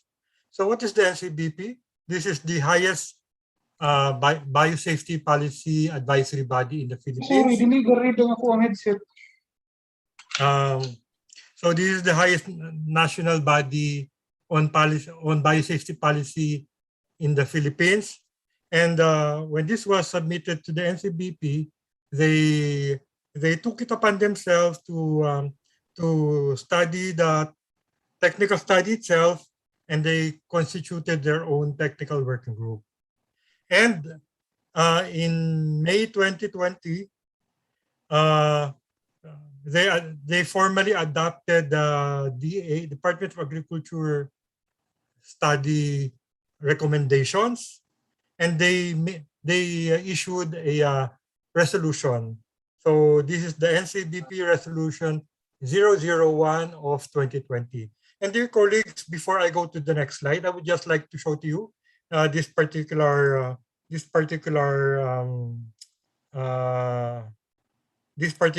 resolution. This is the last page to show that this is a high-level resolution. Why? We're talking of 7 cabinet-level secretaries. These are in other government with parliamentary form of government. These are your cabinet ministers. So these are 7 cabinet ministers or cabinet secretaries who signed on this resolution. This is how important this resolution is. So what is this resolution? This is a resolution on how products of new breeding techniques, or now called plant breeding innovations, should be approached in the Philippines. So let me read, please, these highlighted portions. It says here that they resolve that plant breeding innovations may be classified as GMO or non-GMO, depending on if they contain a novel combination of genetic materials obtained through the use of modern biotechnology. So this is in layman's term, if there is a foreign transgene in the final product, if there is a foreign transgene in the final product, then it is only then when it will be classified as a GMO. And if it is classified as a GMO, it will be regulated as a GMO under our current regulatory system. But if the PBI-derived product is classified as non-GM, then it will just be considered as a conventional product. So, and third resolution, it tasked our Department of Agriculture to now issue the implementing guidelines for this overarching policy guidance from the National Committee on Biosafety of the Philippines. So very important milestone for us. It also presented a decision 3, how we will be deciding if a product is to be regulated as a GMO or non-GMO. And I'll not go into the details, but there are 2 important question points. First, was it produced through modern biotech? If yes, was there a novel combination in the final product? So that should be, it should be in the final product, not just as a temporary or transient phase in the final. If the answers to these 2 questions are yes, then yes, only then can it be a GMO and will be regulated as a non-GMO, will be regulated as a GM product. Then you might ask me, so what is the status now? As I told you, there was this mandate given to the, there was this task given to the Department of Agriculture to draft the implementing guidelines to this overarching policy. And right now, our Secretary of Agriculture, Secretary William Dar, issued Special Order number 303 in April 2021, who formed a advisory group. And one of the mandate of the advisory group is precisely to formulate guidelines in the formulation of the NCBP resolution number 1. So right now, this group is drafting the implementing guidelines based on the NCBP resolution. But I would like to give you an update that this work by the advisory group is also being guided by development in other countries. And in particular, as pointed out by Peter and Don earlier during the presentations, there are many countries already who can serve as guiding posts on how we should regulate PBIs based on this policy that if there is no transgene in the final product, then it is not should not be considered as a GMO. And so now we are this technical advisory group is trying to develop this questionnaire on what would be considered in order to determine if there is a transgene in the final product. So there are other countries also being considered here. For example, the one showed by Don earlier by Nigeria. But so these are the other countries that are being considered: Argentina and the implementing body, Brazil, Chile, Colombia, Honduras, US, USDA. Regionally, it's their MI regulated policy now under their secure rule, and of course Japan, where their PBI products is being regulated by 2 agencies, the Environment Ministry and the Health, Labor and Welfare Ministry. So these are the questions. For example, are the information required voluntary or required? There's only one country that is voluntary, that's the US under its USDA. And the breeding method or the grouping of the breeding method, alternative method used, the description of the intended new characteristic, submission of a genetic construct or genetic map, molecular characterization of the sequence, possibility and evaluation of targets. That's only in Japan and Brazil. Information about methods used to discard the transient genetic material. A couple of countries are using this. So information on authorization by other countries. So a couple of countries are also requiring this. And usage of the organism. Is this for food or feed or also for cultivation? So again, the Philippines is considering all of this plus others, for example, in Nigeria, to come up with our own set of questionnaires to consider if there's a foreign transgene in the final product. So that is the Philippines. That's the status. And hopefully by this year, implementing guidelines from the Department of Agriculture can be issued by the by the Secretary William Dar. But how about in other Southeast Asian countries? So I'll just be presenting those that are in a relatively more advanced stage in their policy regulatory development. So in Thailand, this is under the ambit of its biotech, formed a technical biosafety committee to make initial recommendations on guidelines for plant breeding innovations. They came up with a zero draft, meaning it's not considered as a formal draft yet. It's a very preliminary draft on PBI guidelines, but it is only for food safety assessment.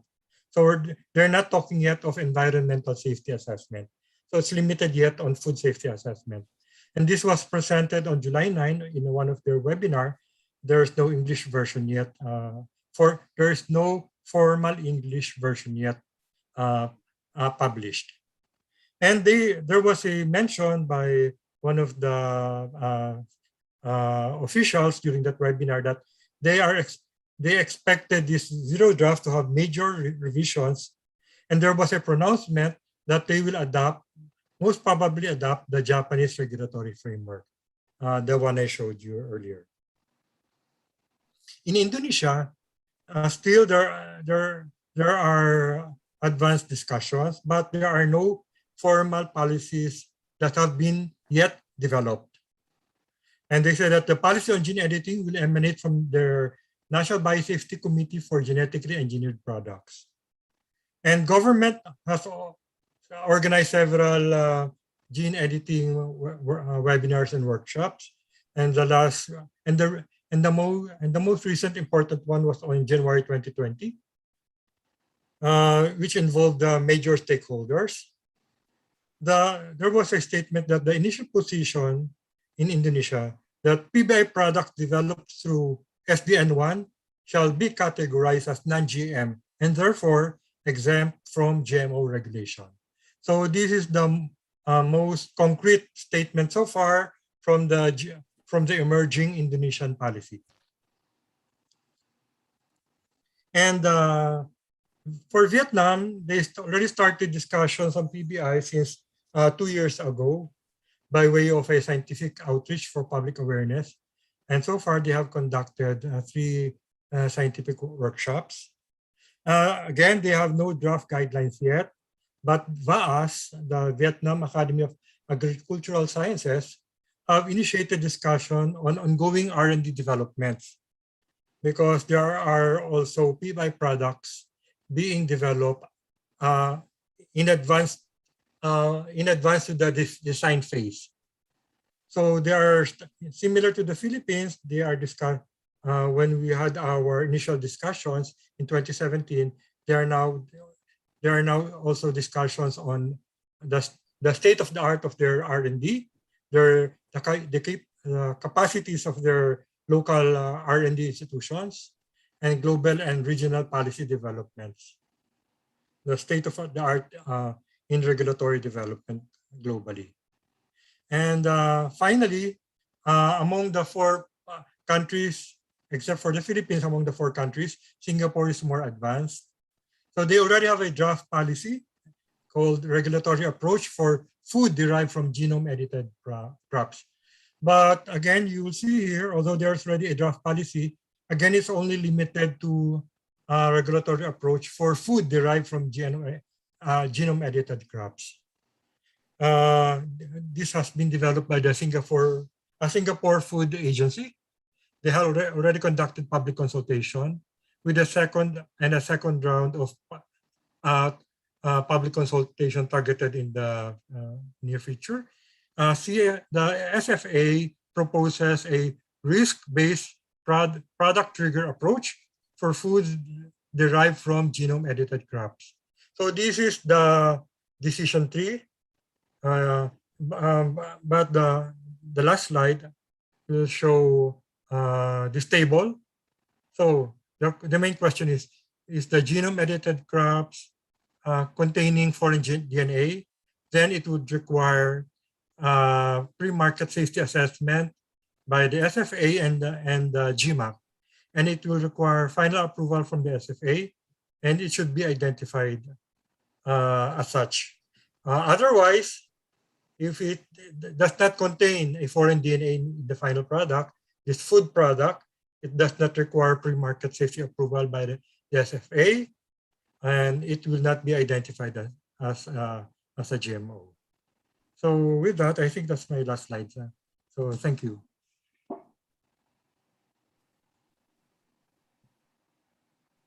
Thank you very much, Dr. Malolo, for an interesting review of the different regulatory statuses of gene-edited crops in the countries in Southeast Asia. If I could move on to our next speaker. If people have questions on that talk, please could they put them into the chat and we'll go through them all at the end. So our next speaker is from Malaysia. So we have Dr. Kodi Isparan Kandasamy. So he currently works as the Group Science Advisor for the Asia Plantation Capital Berhad, which is a multinational specialising in sustainable commercial agriculture products, including forest plantations. He also serves on Malaysia's Genetic Modification Advisory Committee and the Science Ministry's R&D Grant Evaluation Panel, representing the industry. So please, could you give us our views on gene editing in Malaysia? Thank you. Thank you, Heidi. Good afternoon, good morning.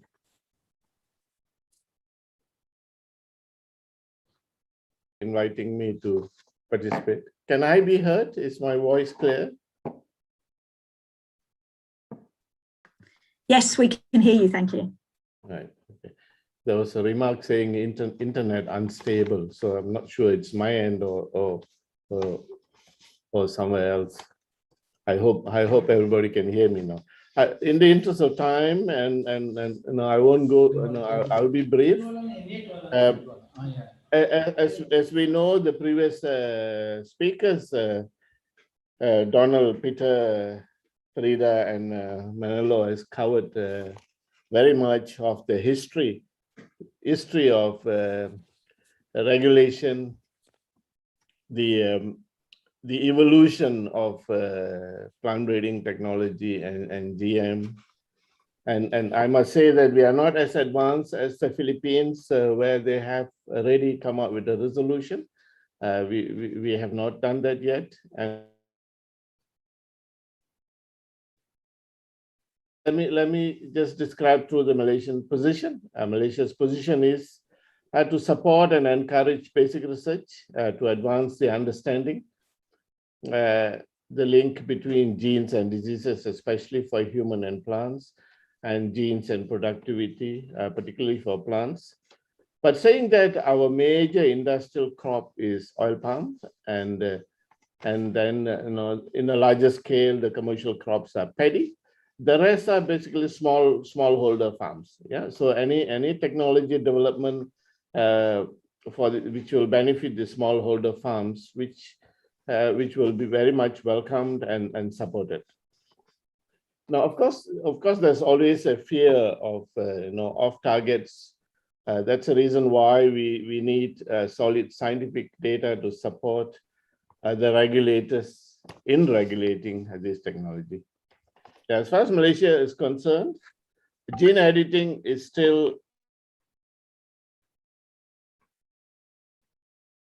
the definition of modern biotechnology is very similar to the Cartagena Protocol on biosafety. As such, gene editing is either it's unfortunate or fortunate, depending on who's the stakeholder.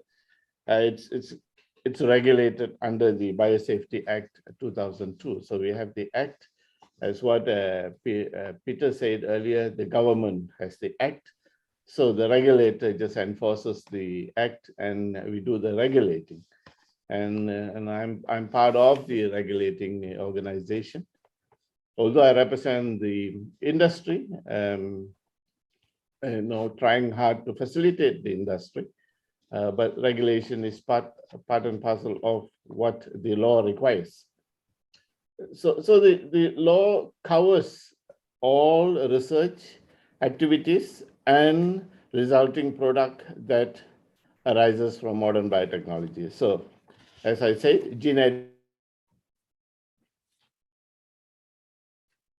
regulated as it would be like any other genetically modified organisms or products.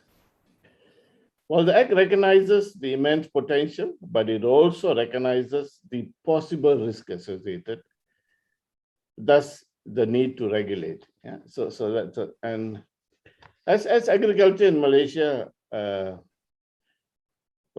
policies embraces modernization to address food security, climate change, etc., it is important to have an enabling legislation in place to build confidence for both researchers and public. Yeah, researchers on the end, they would like their product out in the market as soon as possible, but the public are generally very cautious. Is the disconnect in communication between the two, where the law comes and makes sure that it's satisfying for both. Therefore,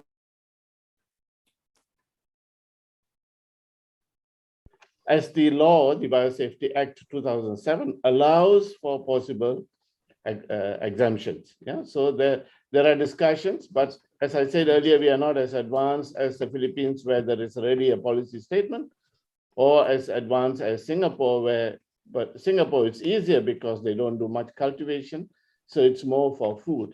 Yeah, so food derived from anything like GM organisms or gene-edited organisms, whereas ours, we do cultivate, and so we have our process will be a little more tedious. But this discussion and making exemptions inevitably means takes time, as various deliberation discussions have to take place amongst the many stakeholders. Yeah, so the researchers, the government, the public consultation is a must in whenever there is such exemption to an existing law.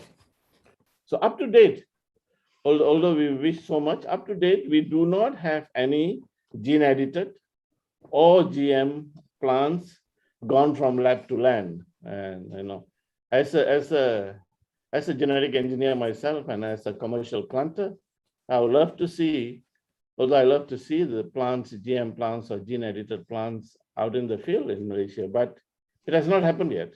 I hope it happens very soon. It will be a fantastic test case for the regulators in Malaysia to look at how we regulate a plant, taking it from the lab to the land. And except palm oil and paddy. Paddy is also very much smallholder driven, but palm oil is the industrial crop. I won't mention rubber because rubber is not food, and it's into. But smallholders will benefit. A lot of the vegetable productions are smallholders. Yeah, daily consumption products are smallholders, and so these technologies will definitely benefit smallholders.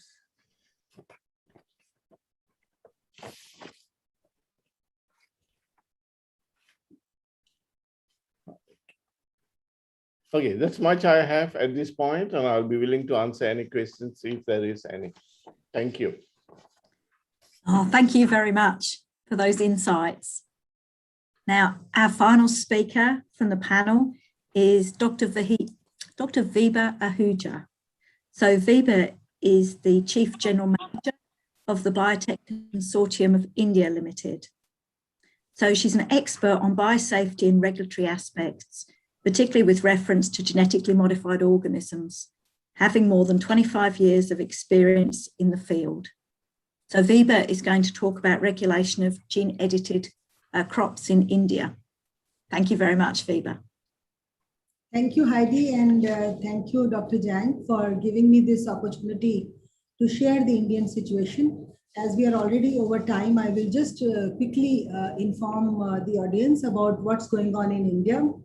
In India, all the genetically modified organisms, engineered organisms are regulated as per our rules, which were laid in way back in 1989. And as at that time, all the things were evolving. We have a definition of genetic engineering in our rules 1989, which is very broad based. And also there is also the definition is broad based, and also there is a provision in the rules that all new genetic technologies will also be subjected to regulation under these rules. So since these rules were as soon as the discussion on gene editing started, it implied that this would be covered under the rules 1989.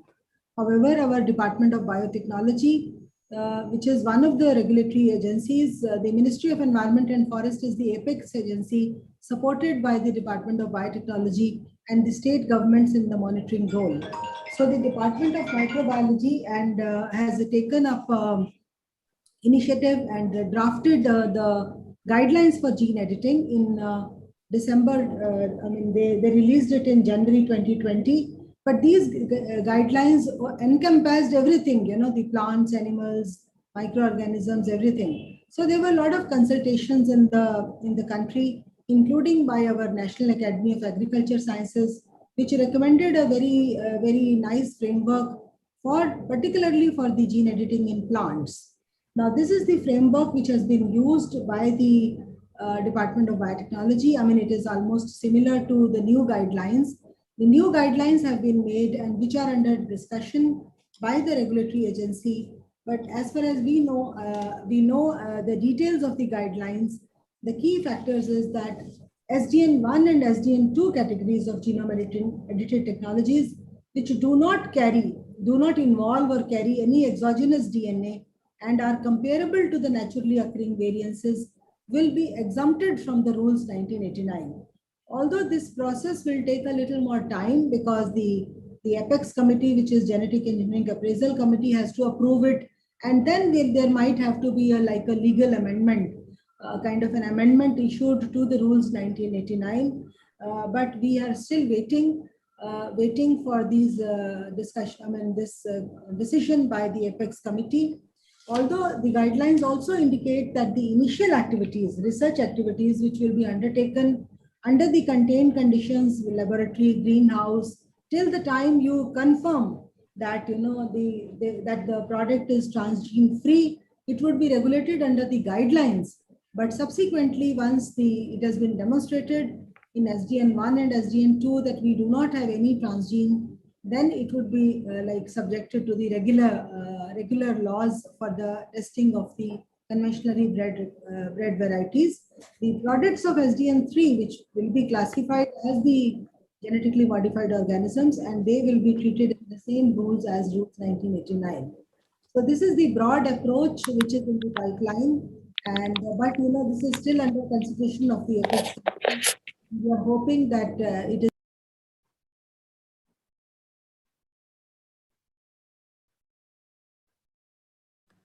Phoebe, you're muted. Please, could you turn your microphone back on? Sorry. So I was just saying that we are waiting for the final decision. However, we are hoping that this would be fast because we are seeing in the several other documents, like our recently released National Biotechnology Development Strategy, where it has been indicated that several mission programs are going to start, centers of excellence on gene editing. So there's a lot of emphasis on the use of this technology in agriculture by all our apex bodies like Department of Biotechnology, Indian Council of Agriculture Research, and so on.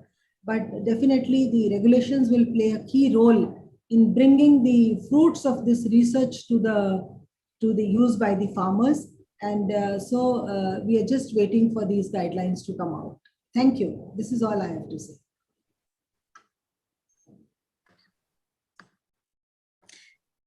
Thank you very much for that brief presentation.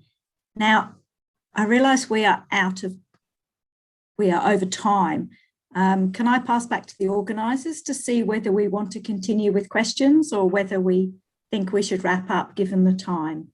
Yeah, maybe a few questions, 2 to 3 questions can be taken up. Dr. Tyagi, you can guide us on that. Yes, I agree fully because we are over time, and maybe 2 to 3 important questions can be taken up, which are relevant to this webinar, because several questions have been asked about the IPR and all that. So in the next webinar will be for that, but the relevant question 2 to 3 may be taken up by the chairs. Okay, and I know Dr. Zhang, you had some questions that you were hoping to ask. Would you like to go to those now? Yes, thank you. Thank you very much for giving me the opportunity. Well, I'd like to bring up a very basic question that is about the definition of the products gene edited. Yeah, well, there are many countries who are parties to Cartagena Protocol on biosafety. Well, Korea is one of them. And then even if there are parties to the protocol together, but the way they interpret the definition of LMO, GMO sometimes seem to be different. For instance, a certain country define the products, gene-edited products like this. When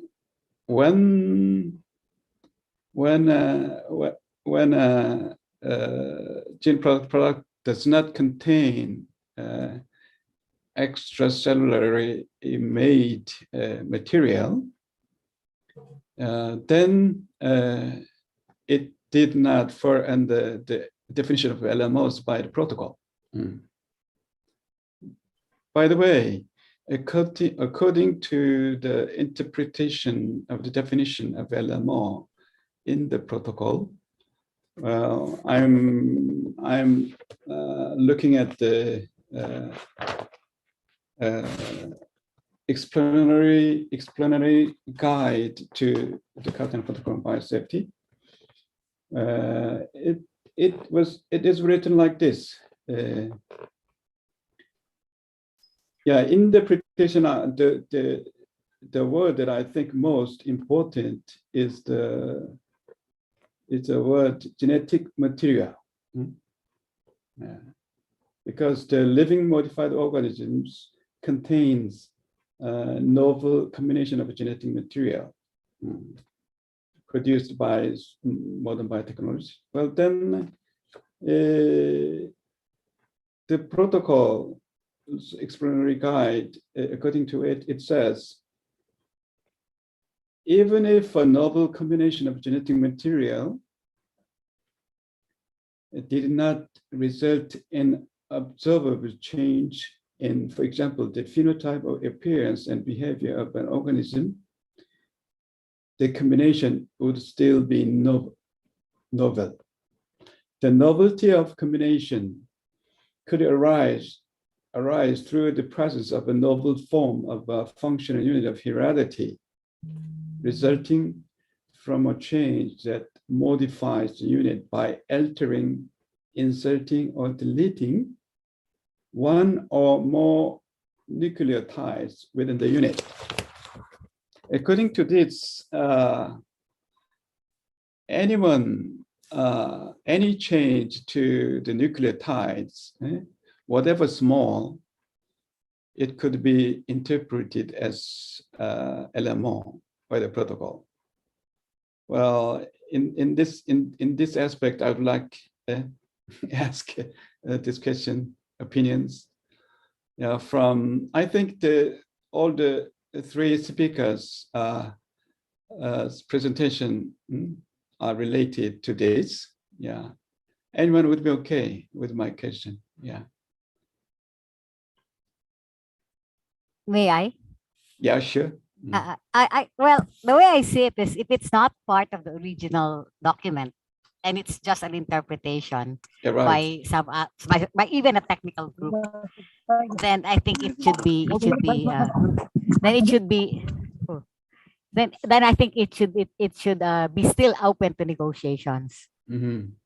So I would I would argue Mhm. that because there are already so many single nucleotide polymorphisms, for example, in any organism, it might be very, very difficult, if not impossible, to actually identify which among the gene edited products would actually be Mhm.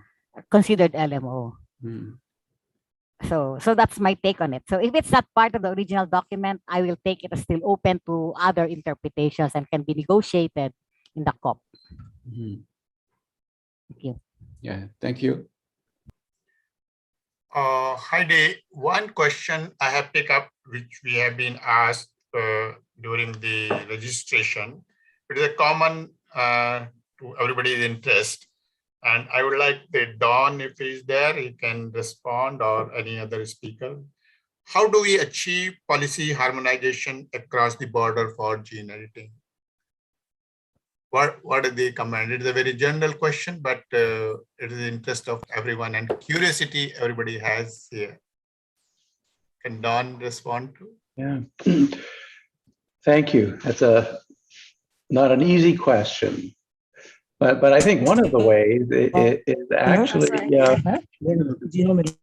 through having webinars and meetings such as this one, where we get the relevant stakeholders together and interested parties, and we talk. May I request to mute your speaker, please? Madappa Mali, can you mute? Thank you.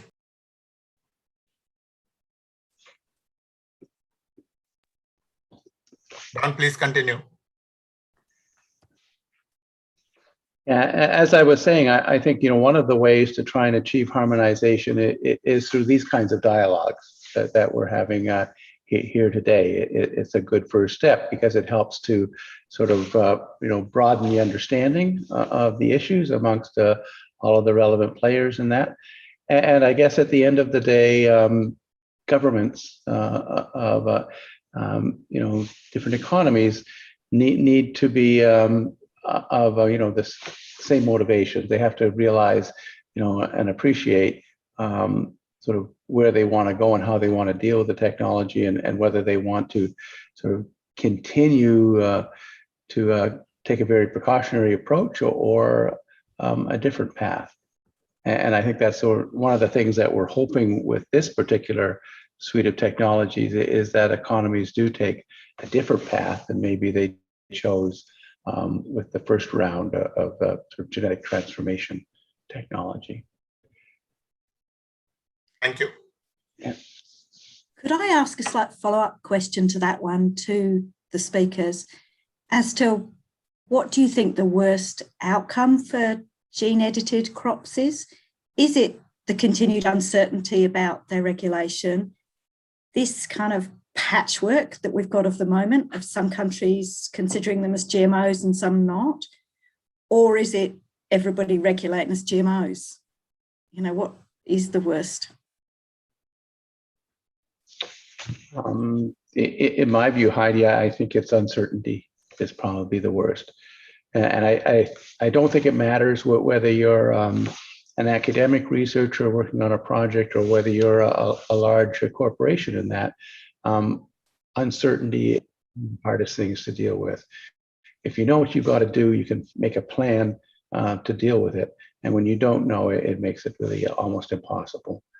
And trade and everything comes into it as well. Yeah. Thank you. Did you want to add to that? I was going to, so I wouldn't proffer, as a regulator, I wouldn't proffer an opinion about what the worst outcome was. I thought what Don said then was very, very appealing. I would say that even with GMOs, there's something of an analogy already existing in that the US regulation, for example, is quite different to the European regulation and their major trading partners. So that uncertainty probably exists there to some degree. I had another thought which I've forgotten, so I'll stop talking.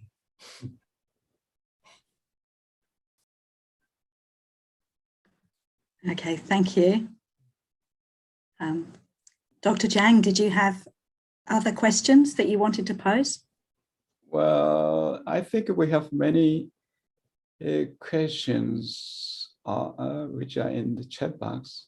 We can choose some of them.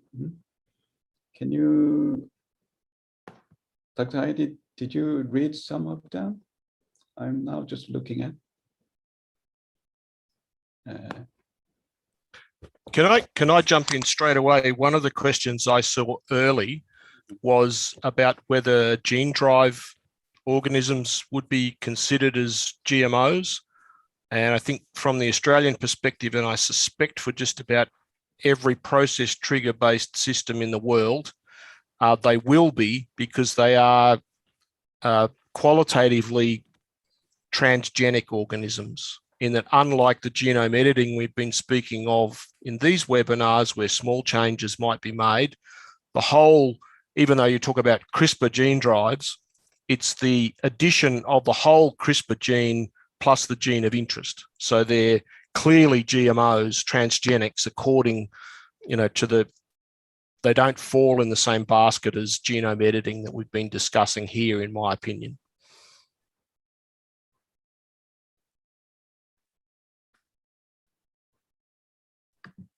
Thank you. May I make a comment on that one? Yes. Yeah, with respect to the gene drive and genome editing and CRISPR, they, if you'll notice in the discussions in the Cartagena and in the CPB, they always lump them together. They don't want to deconvolute them. So it all goes into the same basket. And so that's why there is a great discrepancy with respect to the opinion about synthetic biology. So I think that is the problem with it. If you lump gene drive with genome editing with all the other tools of synthetic biology, then you're going to encounter a lot of problems, because they're not the same. They should be assessed based on their own merits, and they should not be lumped in a single pile. But it's very, very seldom that you're going to see them discussed in separate sections. They're all under synthetic biology. And now they're even introducing now the DSI into the same pile. So that's going to be a lot of a problem.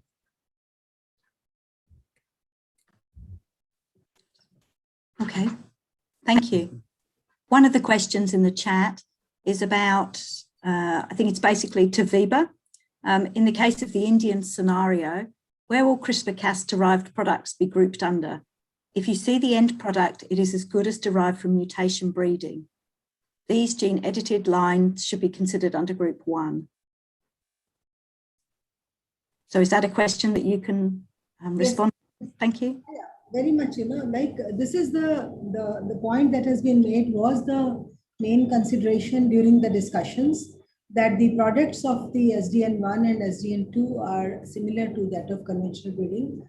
But however, it has been, discussed, and the new guidelines suggest that the preliminary work that you do in the recombinant DNA work in the laboratories should be reported to your institutional biosafety committees. And once you have reported that this is there is no transgene and this is similar, so it would be treated in the same way as the conventionally bred varieties and subjected to the same rules. So this is the thinking behind the new regulations. I hope I have understood and responded clearly. Thank you. Thank you. Thank you. There's always a contention.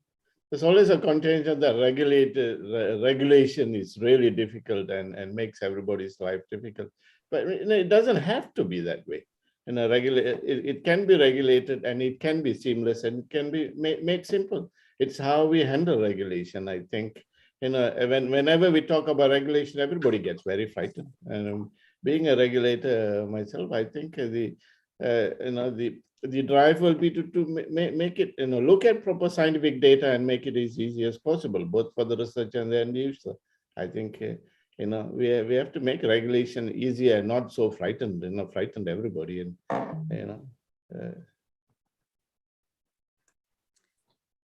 Thank you.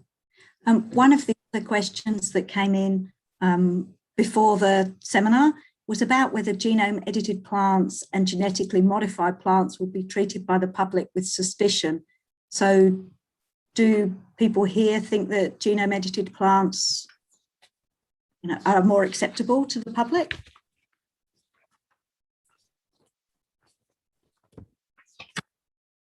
Would anyone like to jump in? It's a lack of communication, I think, in Malaysia. I can only talk in the scenario in Malaysia. It's a lack of communication.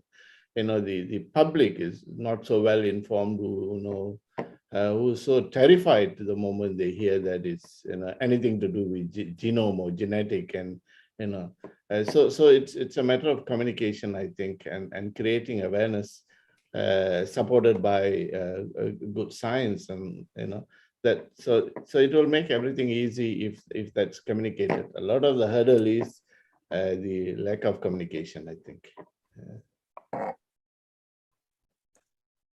Dr. Heidi? Yes. Well, I have a question about the Australian regulatory system. Well, this can go to Dr. Peter Tiggerson. Well, you told us that SDN1 can be excluded, but from the SDN2, it's impossible to be excluded. So, but in some cases, there are examples that SDN2 also can be excluded. What is the difference from your decision and other countries? What do you think about that? So probably the best way for me to answer that question about, which I might reframe as, why is the current change or the most recent change to the Australian regulation limited the exclusion of a genome-edited organism to site-directed nuclease without the addition of a template that we all call SDN1, was for a mixture of scientific and policy reasons. So the review which resulted in that change was a technical review initiated by the gene technology regulator, and not a policy initiated review. And in the conduct of that review, it was felt that to move beyond that situation, where you had a very clear analogy with single base pair changes with traditional mutagenesis techniques, to move beyond that into the SDN2 in the context of the broad definitions would be a policy question rather than something for the regulator to propose on her own initiative.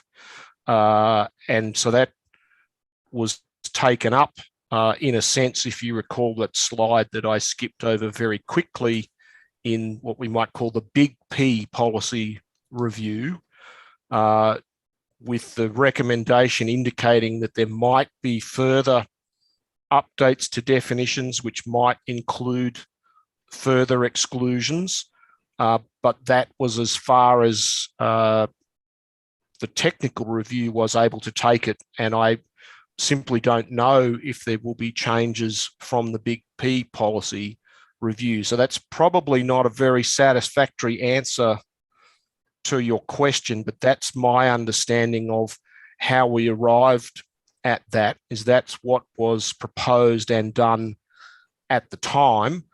If someone wanted to read about this, there were actually 4 options proposed for the regulator's review.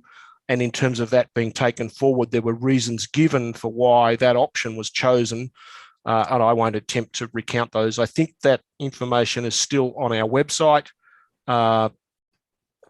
But to sum up, that's the kind of pragmatic policy decision that's been taken at this point. And as I said, you watch this space to see if there are further changes to the Australian regulation. Thank you for your kind answer.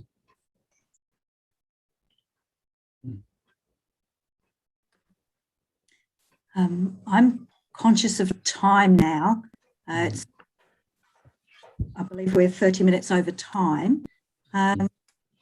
Do people have any pressing questions? Can I give it?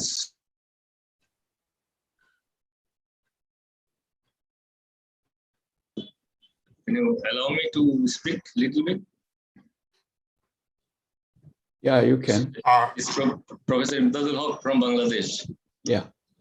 So thank you very much for inviting us. And I'm sitting here from the very beginning, and I listened all those presentations. It was very nice and very informative. So just my concern and some confusions, like we started biosafety regulations, and when after the emergence of the CPB, it was 2000. Now we are into 2021, so almost 21 years passed. But still, we have a lot of confusions, even among the regulators and also scientists. Like, for example, BT brinjal. This product, they started in 3 countries, Bangladesh, Philippines, and India. So it was started in the year 2004 or 2005. And Bangladesh already released in 2013, and it has been cultivated commercially in Bangladesh. Dr. Haq, may I intervene for a second? If you have any question, please pose that question, because we are already running over the time. No, just so we are respecting everybody's time. Okay, just 1 or 2 minutes. So what I am telling about, just the Philippines, they released after 7 or 8 years. India is still waiting. So my concern about the new technologies like genome editing, if we actually want to do something, we need to sit together, like the developer, regulators, and scientists. If we don't say like sit in the same table, it will take even like 20-25 years to develop a consensus documents on the genome editing also. So my concern is we are always confusing with the new technology. It should not be, because Don mentioned that we have long gaps from lab to land. So that must be reduced. Otherwise, we cannot get any benefit out of the new technology. Thank you very much. Thank you, Imdadul Haq, Dr. Haq. Thank you. Well, yeah, Dr. Mitchell, I think we had better turn our microphones to organizing team. What do you think of that? Co-chairs, I would request you to give your closing remarks. And then I would like to formally thanks all. So before that, your closing remarks, if you have anything to say, final word. Yeah, well, if I take first, I think we have a very excellent time on genetic engineering in continuation with the first webinar 1 or 2 weeks ago. Still, I think we are rich in terms of time and opportunities, because we have another webinar 2 weeks after. And many questions still be waiting for being answered. But in the next webinar or otherwise, then through the printing materials, I think we can deal with those. I'd like to ask it to the organizing team. And this webinar has contributed to better understanding the context in countries on gene editing, especially in terms of regulatory policy and practical issues. And I'd like to believe it will end up helping us harmonizing in the field of various aspects of biotechnology for the best of all. Thank you very much. And may I invite Heidi? Thank you. I would like to echo Dr. Zhang's comments. I think one of the important things about harmonisation is, first of all, understanding where everybody is at and what their thinking is and how they got to where they are with their regulation. And then you can build on that to find synergies between different countries and then build on those to try and achieve harmonisation. So I think this is a great first step in that path to trying to appropriately regulate or not gene-edited crops. And I think this will provide us a lot of material for the written work. So thank you to all the speakers, the formal speakers and the panelists. Thank you, Heidi. Thank you, Jan. May I request Dilip to show the results of the poll questions quickly, please? Oh, that's good. So the results are before you. And the first question, 41% has answered the resulting phenotype of the new variety. And the second question, 35% has mentioned that plants containing foreign genes from a different species. So this category may trigger the regulatory oversight. But many people are differing 25% in different way for any source. So I think it's a mixed opinion. And it is reflected in the general society also, in the research scientists also, and the other regulators also.